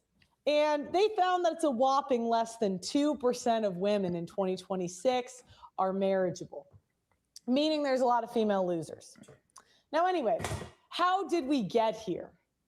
How did we get here when in 1950 the women were young, fit, feminine, and friendly? Well, I'm here to tell you. So women in this society get money very easily, and there's ways that women get money. Now, women can get money through family money. This means a dad that's making a lot of money and funding his daughter's life decisions, whether good. Fun fact, the vast majority of female billionaires got there either through inheritance or divorce. There you go. Think about that. Did she earn it herself? No. It just doesn't work like that. Let's continue. Or bad. This can also be a rich husband. Some women marry a rich husband young, others marry a rich husband old. But regardless, he is paying for her life choices and for what she wants. Now, a number to keep in mind is women make 85% of consumer buying decisions. That means in society, when there's $10 spent, a woman chooses 8.5 of them, meaning if you're a business owner and you want to make money, it's much easier to make money off of women. So women can get this money from doing sex work. We've seen an explosion of OnlyFans, meaning there's a lot of money in sex work. This can also extend to sugar babies. Even just, you've kind of seen an increase in women even charging money for their presence to go on dates. And men are buying it, which is like actually incredible. I don't know. All right. Guys, if a woman goes ahead and charges you a date deposit, turn the other way. She's not that interested. It isn't because she's just protecting herself. It isn't any of that. She doesn't find you to be that hot for her to give you her time. She's charging you for her time. Don't fall for that. That's just a setup for bad times. Why you guys do that, but hey, okay. Sex work.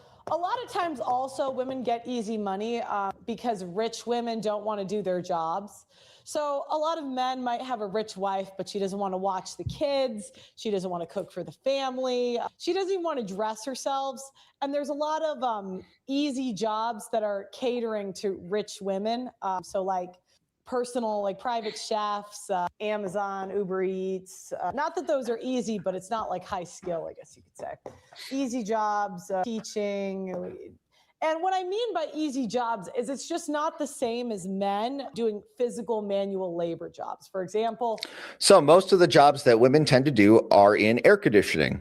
They're office jobs, they're administrative, they're clerical work. They're things that basically are the same kind of jobs that women were having 100 years ago, just in a modern context. Things really haven't changed much in terms of their preferences. They still want things that are comfortable, things that are relatively easy, things that involve people rather than things. So you see a completely different focus. And a lot of times the environment around those working systems will cater to that because that's what the women want and they want to be comfortable more than anything else. So they're willing to accept lower wages, generally speaking, in exchange for the comfort on a similar level of skill basis. Working on an oil rig, fixing cars, plumbing, those are manual labor jobs. The death rate is higher. Usually I would say just a rule of thumb is if you have air conditioning, it's not that hard of a job. Okay. So here's the issue we get to. Women get money and women don't understand the value of money. So what happens is people want women to part with their money. They want to take the money from the women. And this can be done in an ethical way or an unethical way, right?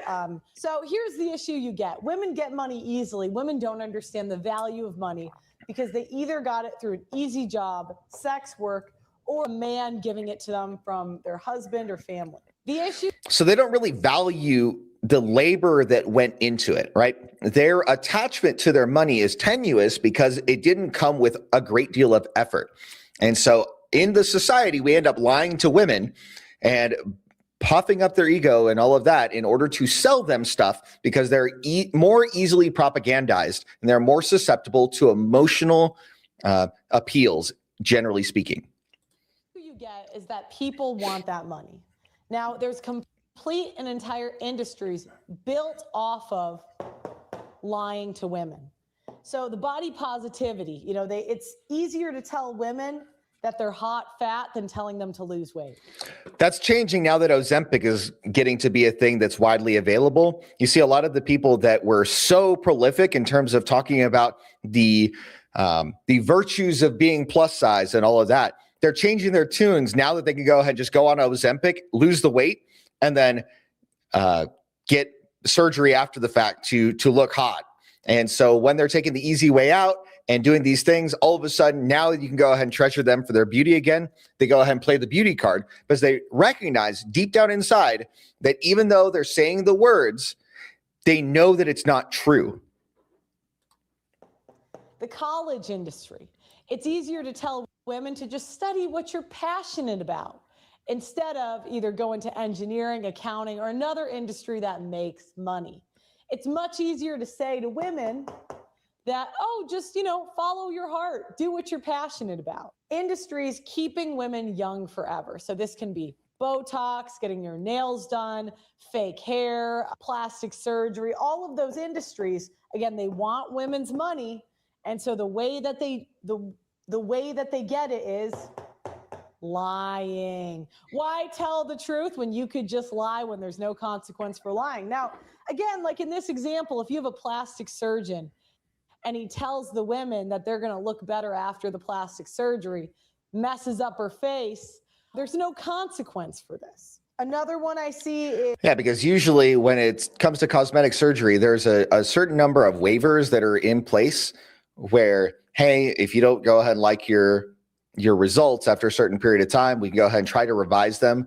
But when something is botched, like really bad, there's forms of insurance to go ahead and cover that. And then there's limitations of liability in place. So it's a really tough set of circumstances for both sides of that equation. Matchmakers, they tell old, ugly, fat women not to lose weight, but that, you just need to hire a matchmaker to find you love, It's never you. It's always where you are. Okay. So then what happens is all of these industries, they lie to women and they get women's money. And when they get women's money, a lot of poor choices are made. Sleeping around, sex work, divorce. There's a lot of industries that make money off of women divorcing. Women cheating, right? That's how the dating apps make money. There's actually a dating app that literally is for married women. You know what I mean? Amazon, plastic surgery, Uber Eats. You tell women to just Uber Eats all their food, then by 30, they don't know how to cook anything or do anything for themselves. Women are buying houses they don't know how to take care of. Most women cannot maintain a house, meaning they don't know how to do the plumbing, they don't know how to do the electric. And generally, men, so then what happens is all these industries are selling their services to women. So they get women's money. This leads women to go into a boatload of debt, and nobody's ever been honest with them in their life. So when women are young, they get the easy money. And then after they get into debt and they no longer can take out more credit cards, they become old, fat, ugly, broke. And now they're going to be in indentured servitude for their college debt the rest of their life. And now we have female losers. And there you go. That's the life cycle of a female loser. They go ahead and squander their femininity and their fertility in their youth, and then bam, they end up with all the negative side effects of their decisions. Because honestly, People don't go ahead and tell women the truth in society, generally speaking. And when they do tell women the truth, they don't believe them. The women are like, no, you're just trying to manipulate me. You're just trying to have power over me. How dare you? And like oppression and all this other stuff that they just kind of throw out there. Well, we're just trying to go ahead and be like, look, hey, I don't know if you can see 5 years down the line, but here's this coming up. If you continue your behavior like this, but nobody's going to do that. And even if they do, they're not going to listen if they're hot enough and getting responses to their beauty in other aspects of their life. So once again, that was from Pearl. Link in the description below. Let's go ahead and move on to the next one. Let's see. We've got how mothers manipulate the family. Now we're going to go the doomed cycle of modern marriage. Let's go ahead and do this one. This one seems fun. We're going to continue full screen it. Boom. What's up, guys? Welcome to my whiteboard video. I have been on the quest to figure out why there are so many female losers. Now, when I talk about a female loser, I'm talking about women that are old, ugly, bitter, in debt, a ton of STDs, mean, bitchy wives, Karen wives, no fun, always. That's funny. Okay, so this is the same whiteboard. It's the same setup. She just added those different categories to it. So we can see that this one's like the next video in line. Let's continue. Telling everyone what to do and just nags all together. There's so many women out there that just bring down my vibe, right? It's just the vibes here, the bitchy women come, and boom, it just tank in vibe, all right? So anyways, now a lot of these monsters are created in marriage. There's some idea from the conservatives that marriage is great for men and women and that it just brings out the best in each other. But in my experience, in a lot of cases, it actually brings out the worst in each other. So you start off with this happy family. So you got the mom, the dad, and the kids, and everything's going good. And what happens is men will tell the women to do something. Now, men really, especially fathers, they have the women's best interests at heart. Women do not have the men's best interest at heart. But when men tell women something, usually he is looking out for her. Which is interesting because generally speaking, men love idealistically and women tend to love opportunistically. So she will go ahead and focus on her needs and her best interests, whereas he is usually a systems-based thinker and looks out for the entirety of the family as a whole. So you have two different ways of looking at similar issues, and they often come into conflict. Women get angry. They don't, that's why they say, I don't need no man. You can't control me. So what happens is he'll say to stop spending so much money, for example. And the woman will say, no, you can't control me. And this is important, does what she wants anyways. So he asks her to do something and she's like, nah, you ain't controlling me. And then she just does whatever is normally the cycle. Because most men, when they say I do, they actually plan on staying for life. And there's no way to enforce this. So if he tells her something, she can still do what she wants without any consequence. So then usually what happens is there is a disaster. So for example, in this case, he says, stop spending so much money. Now the whole family's in debt. Little Jimmy doesn't have a college fund. She spent it on Amazon and Botox. It's gone. Meski, nada. So then he comes in, he works extra hours. Let me give her some blue hair because she's probably a feminist. He works, I put a little cape on him. He saves the day. So he says, you know what, honey, I'm going to work some extra hours. I'm going to fix your problem. This makes him feel needed. Men love feeling needed. Now, the issue is... Ain't that the truth, gentlemen? We love to be needed. We love to go ahead and have a purpose to devote our efforts to. And we also love being rewarded for doing the efforts and going and accomplishing the mission. We love having a purpose and being rewarded for accomplishing the missions associated with the purpose. In exchange, this just happens over and over again. So there's no gratitude, and we go back to maybe the family's happy for a little bit, and then he gives her another order, like, let's discipline the kids. And she says, no, I read this thing online that talks about gentle parenting.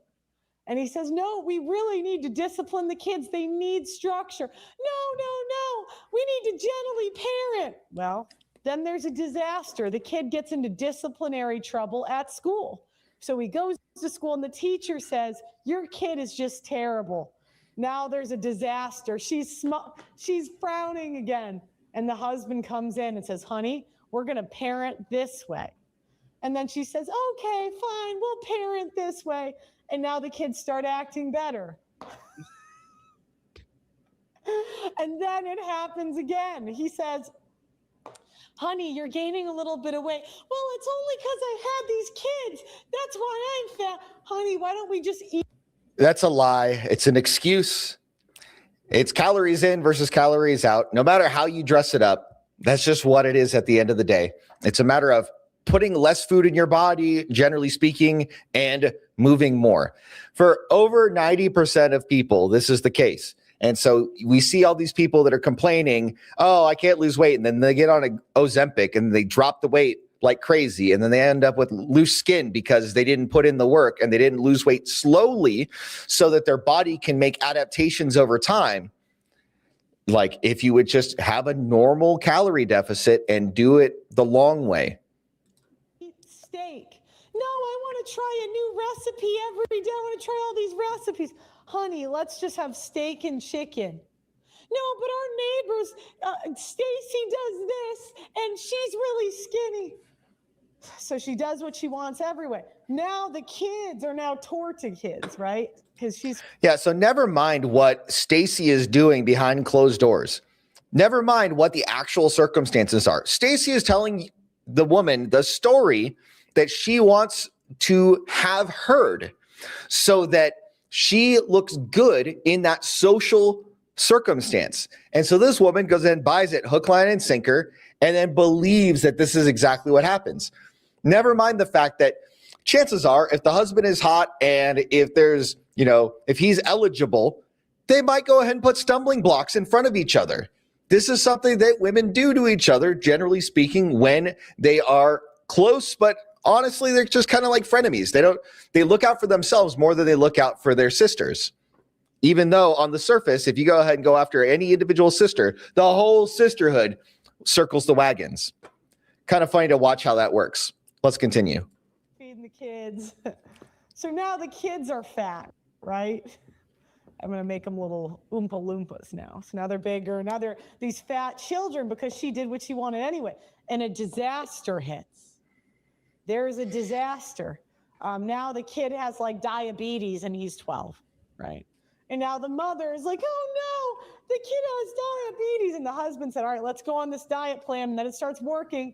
And then there's little tortas, right? Now they're skinny again. Oh wait, maybe little Johnny, he's just going to be fat forever. But at least 2 for 3 are skinny, right? So now they're happy again, right? Okay, please forget my artwork could be better. But now everybody's happy again, right? Because she finally listened. What do you think happens next? Do you think she changes the behavior and listens in the future? No. Then, Diane goes to work and she makes some friends at work. And, the husband says, maybe don't hang out with them. They kind of seem like whores. Men are nice, so they say in a nice way. They say, are you sure you want to hang out with them? And she says, you can't control me. Yeah, so this whole deadly cycle is a big thing of women believe women over men. Yeah, it's as if we don't lie to them to puff them up for the most part, unless we're trying to get their money, which, there's plenty of industries that go out and do just that for that purpose. Whereas women will go ahead and put stumbling blocks in front of each other on purpose. So wild. Can't control me. I found these friends. You just don't want me to be happy. So she does what she wants anyway. Then a disaster hits. Her friend Stacy cheated, and now, I don't know, maybe she did some I'll say she approached clavicular in the streets. She was in the club with clavicular. Oh no. And so there's a disaster. Now she's blasted online, and the husband comes in and he says, look, we're going to put this behind us. But you got to drop these hoe friends. And she says, fine, I'll drop the hoe friends. And now they're back to a happy family. Until she says, I want to start a podcast. And the husband said, are you sure you want to start a podcast? What's it going to be about? You want to control me. You don't want me to be happy and successful. I gave up everything for you. Says, fine, start your podcast. So she starts the podcast, and it's a disaster. Now she's Akasha's wife, talking about she doesn't cook, she doesn't clean, and he does that. Just embarrassing the entire family. Now she's roasted online. It's a disaster. And the husband comes in and said, let's just delete her phone and here's some good friends you can talk to. Now they're happy again. And basically what happens in marriage is it's just this cycle of the the woman torturing the husband and the children, and the men trying to save the day, her not listening, a disaster that affects everybody in the family, and then the husband comes in again. And what happened is the men are addicted to feeling needed, and the woman is addicted to ruining everybody's life. And so that is marriage in 2026. It's just this. Yeah, which is this entire degenerative cycle that just gets worse and worse and worse. Whereas if she would just listen to him in the first place and do the things that he asked of her, because he is looking out for everyone, not just himself, the family would be much better off. But no, she wants to do whatever she wants. She wants to be a strong, independent woman. You don't need no man. I'll do what I want. Don't you tell me how to live my life. And this is what happens. Disgusting. Hamster wheel of the men not being able to do what they want to do and going off of their purpose to solve women's problems until she decides that the torturing of everyone, torturing these three just wasn't enough. Now she's got to torture other people. So then, let's say, how does this end? She goes, I found this new group. I want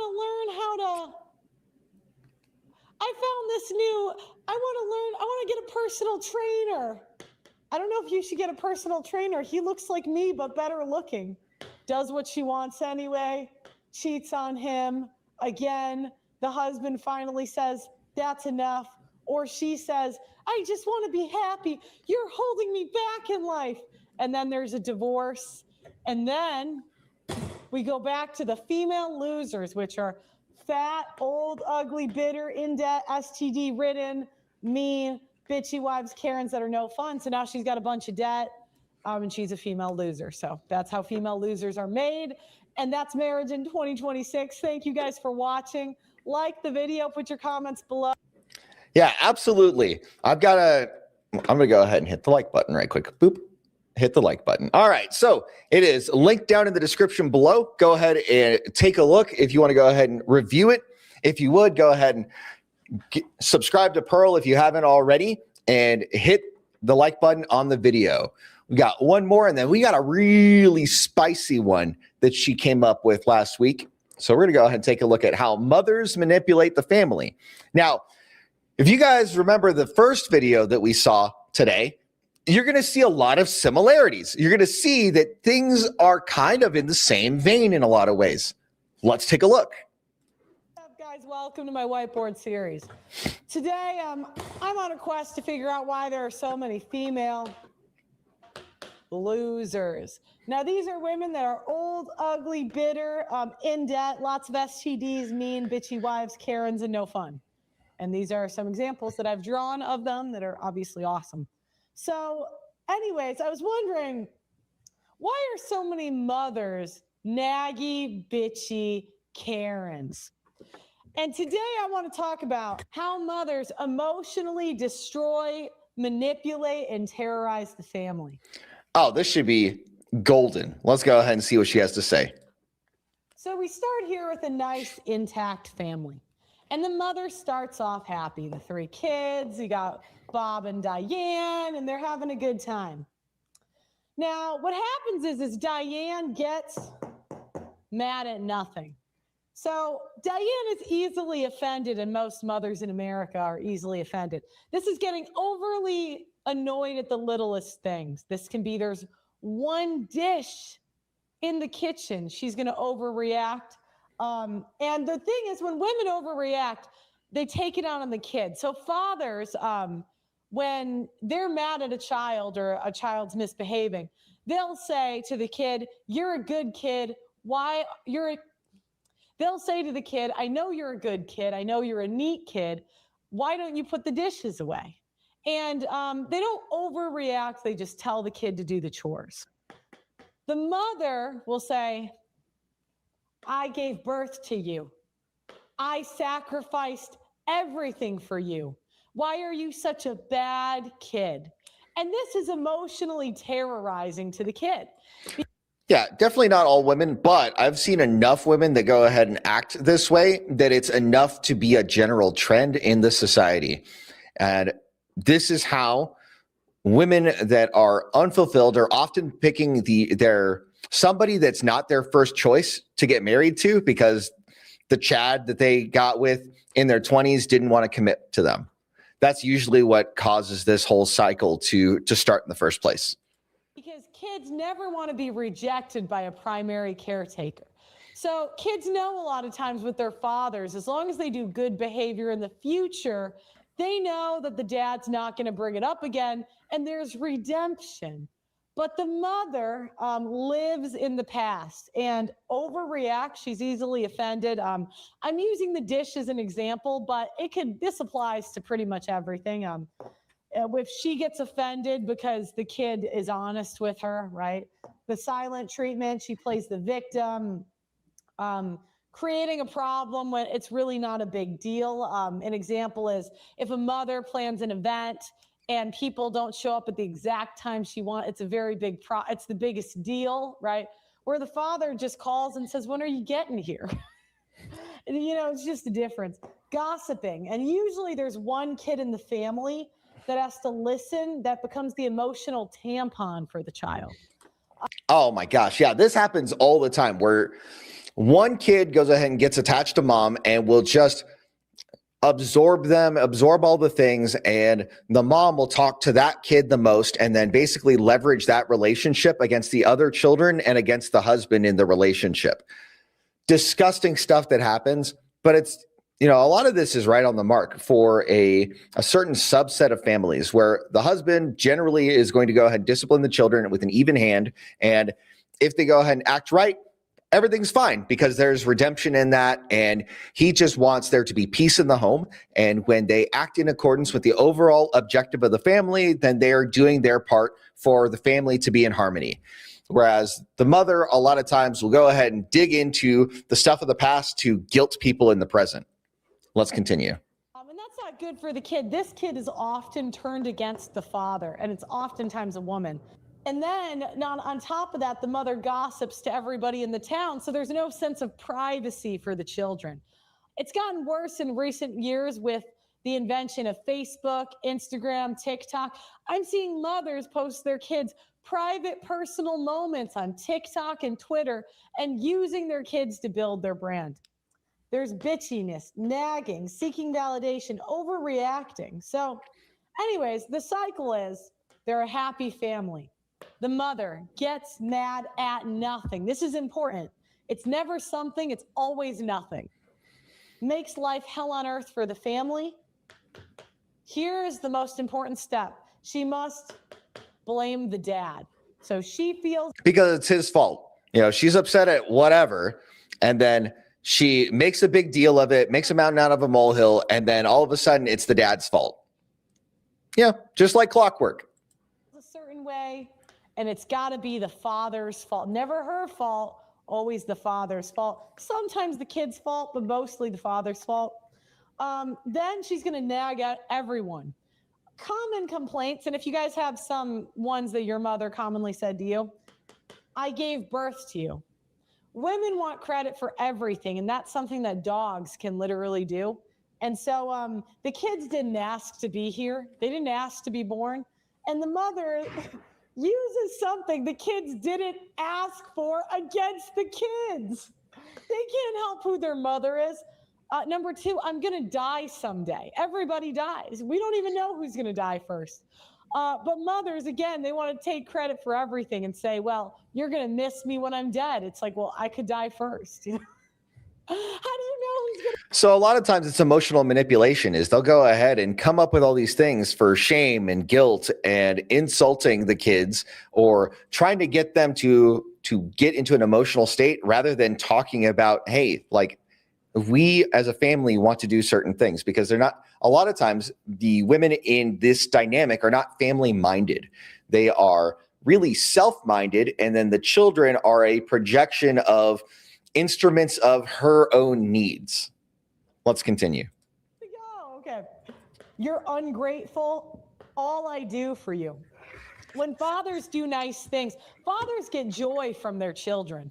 So they enjoy spending time with their kids, and they don't view time with their kid as taking away from their life. Unfortunately, for whatever reason, women just don't like their kids that much.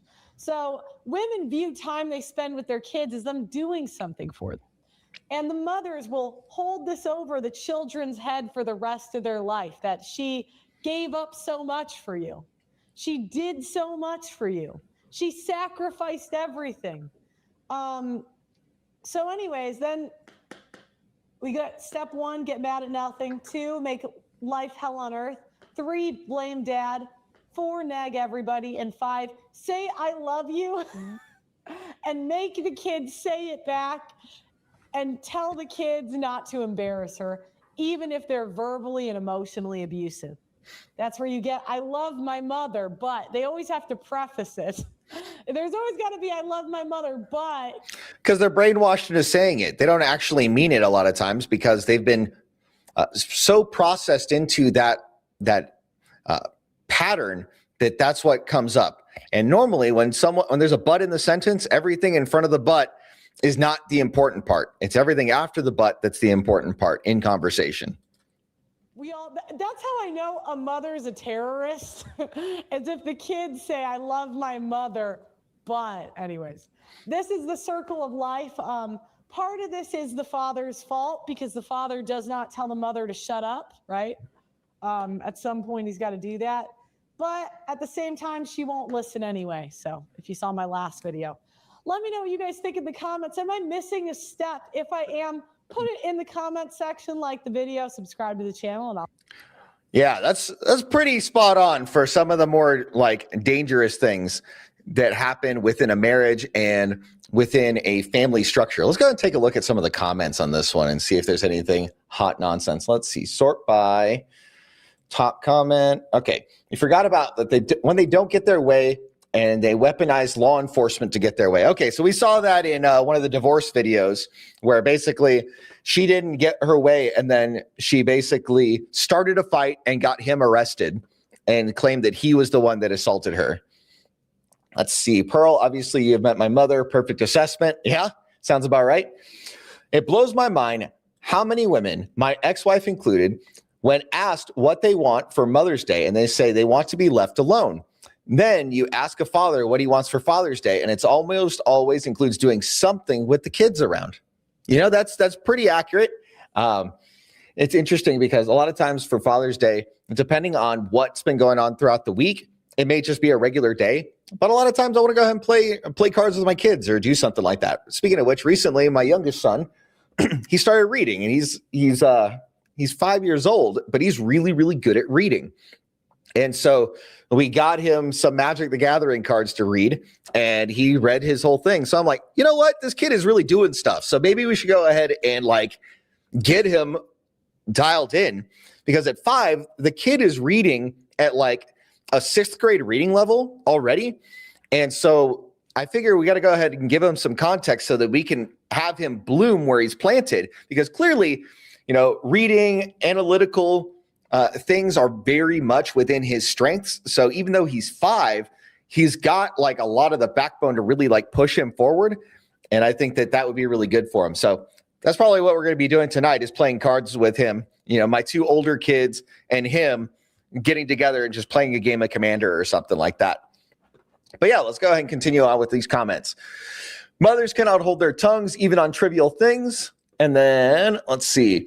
My mom divorced my doctor father when I was 4 years old. He worked in another state while my mom spent my entire childhood turning me against my father. But my father was always nice to me, so I never fully shut him out. She doubled down when I was a teenager, telling me that my father didn't love me, telling me my father was emotionally abusive. It really messed me up, and I didn't know how to cope with it. So I internalized everything, and I got addicted to drugs and alcohol, and essentially it ruined my life. I'm sober now, but the damage is done. She ruined my life by turning me against my father. My father eventually cut us all off and went no communication after a lifetime of agony and blame for every problem, despite being the one who supported all of us. My life will never be what it could have been, all because she couldn't bear to hear her kids say, there's more. Of course I love you, Mom, but I love Dad too. I at least feel guilty about it. She turned my sister into a man-hating psychopath. The worst part is I still love her because she's all I have in terms of family now. Yeah, that's about it. Like, it's wild what's going on in the society. Now we're just a little over 2 hours of stream. So I think I'm going to go ahead and wrap it up here. And I'm going to go ahead and save this next video. I hate to admit it, but I think polygamy logically makes sense. That may be on the deal for next week. So thank you so much for taking the time to view. If you haven't, go ahead and hit the like button and subscribe for more. I look forward to doing more commentary. Tomorrow, I'm going to be doing Base Church. We're going to be going through Mark chapter 1 at least. So if you don't have a faith family and you're looking for somebody from a more red pill perspective to kind of go through the scriptures, by all means, go ahead and tune in. It's going to be at 2 p.m. Central. That's what we're going to do. And basically, we're going to do an opening prayer. I'm going to go ahead and read the Apostles' Creed. And then we're going to read through Mark chapter 1. And then based on what comes up, we'll ask for prayer requests and things of that nature. And if anything comes up, we'll handle that. And then we'll try to wrap it up in about an hour so that you guys have your time to dig into the Word of God and learn more about that and then go about your business. Because I know a lot of people do not have a faith family that they can be a part of right now, unfortunately. And I figure I can go ahead and actively work to supplement that so that the Word of God can still be preached and you guys don't have to worry about like crazy leftist pastors that are going to try to set you up for failure. Plan to just read pretty much straight from the Word, and then I'll have it on the screen and you guys can go ahead and see what it is and what there is about. So I look forward to seeing you guys tomorrow at 2 p.m. Central Standard Time. And then we're going to go through some of my upcoming videos. So I'll go ahead and take a look and we'll go through my YouTube studio right quick. That way you guys have a general idea of what's coming up.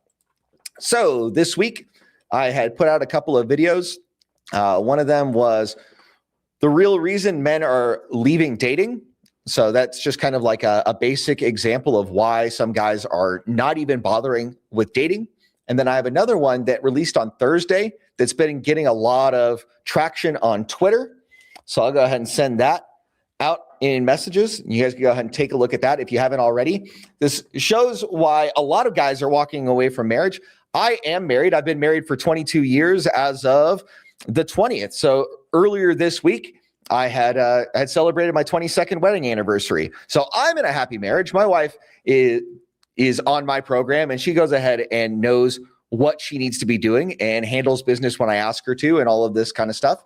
So I see marriage as a fundamental good, but I see where guys can go ahead and be very frustrated with the divorce ringer and all of that.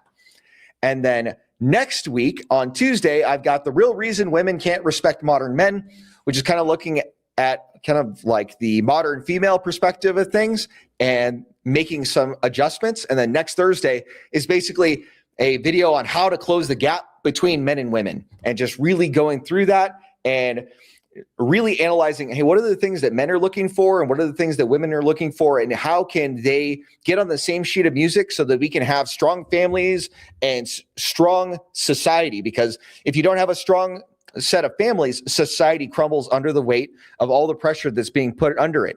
And if you've been looking around the society here, you've noticed that trend is exactly what is going on. So thank you so much for taking the time to watch with me. I appreciate your viewership, and I hope you all have a fantastic rest of your day.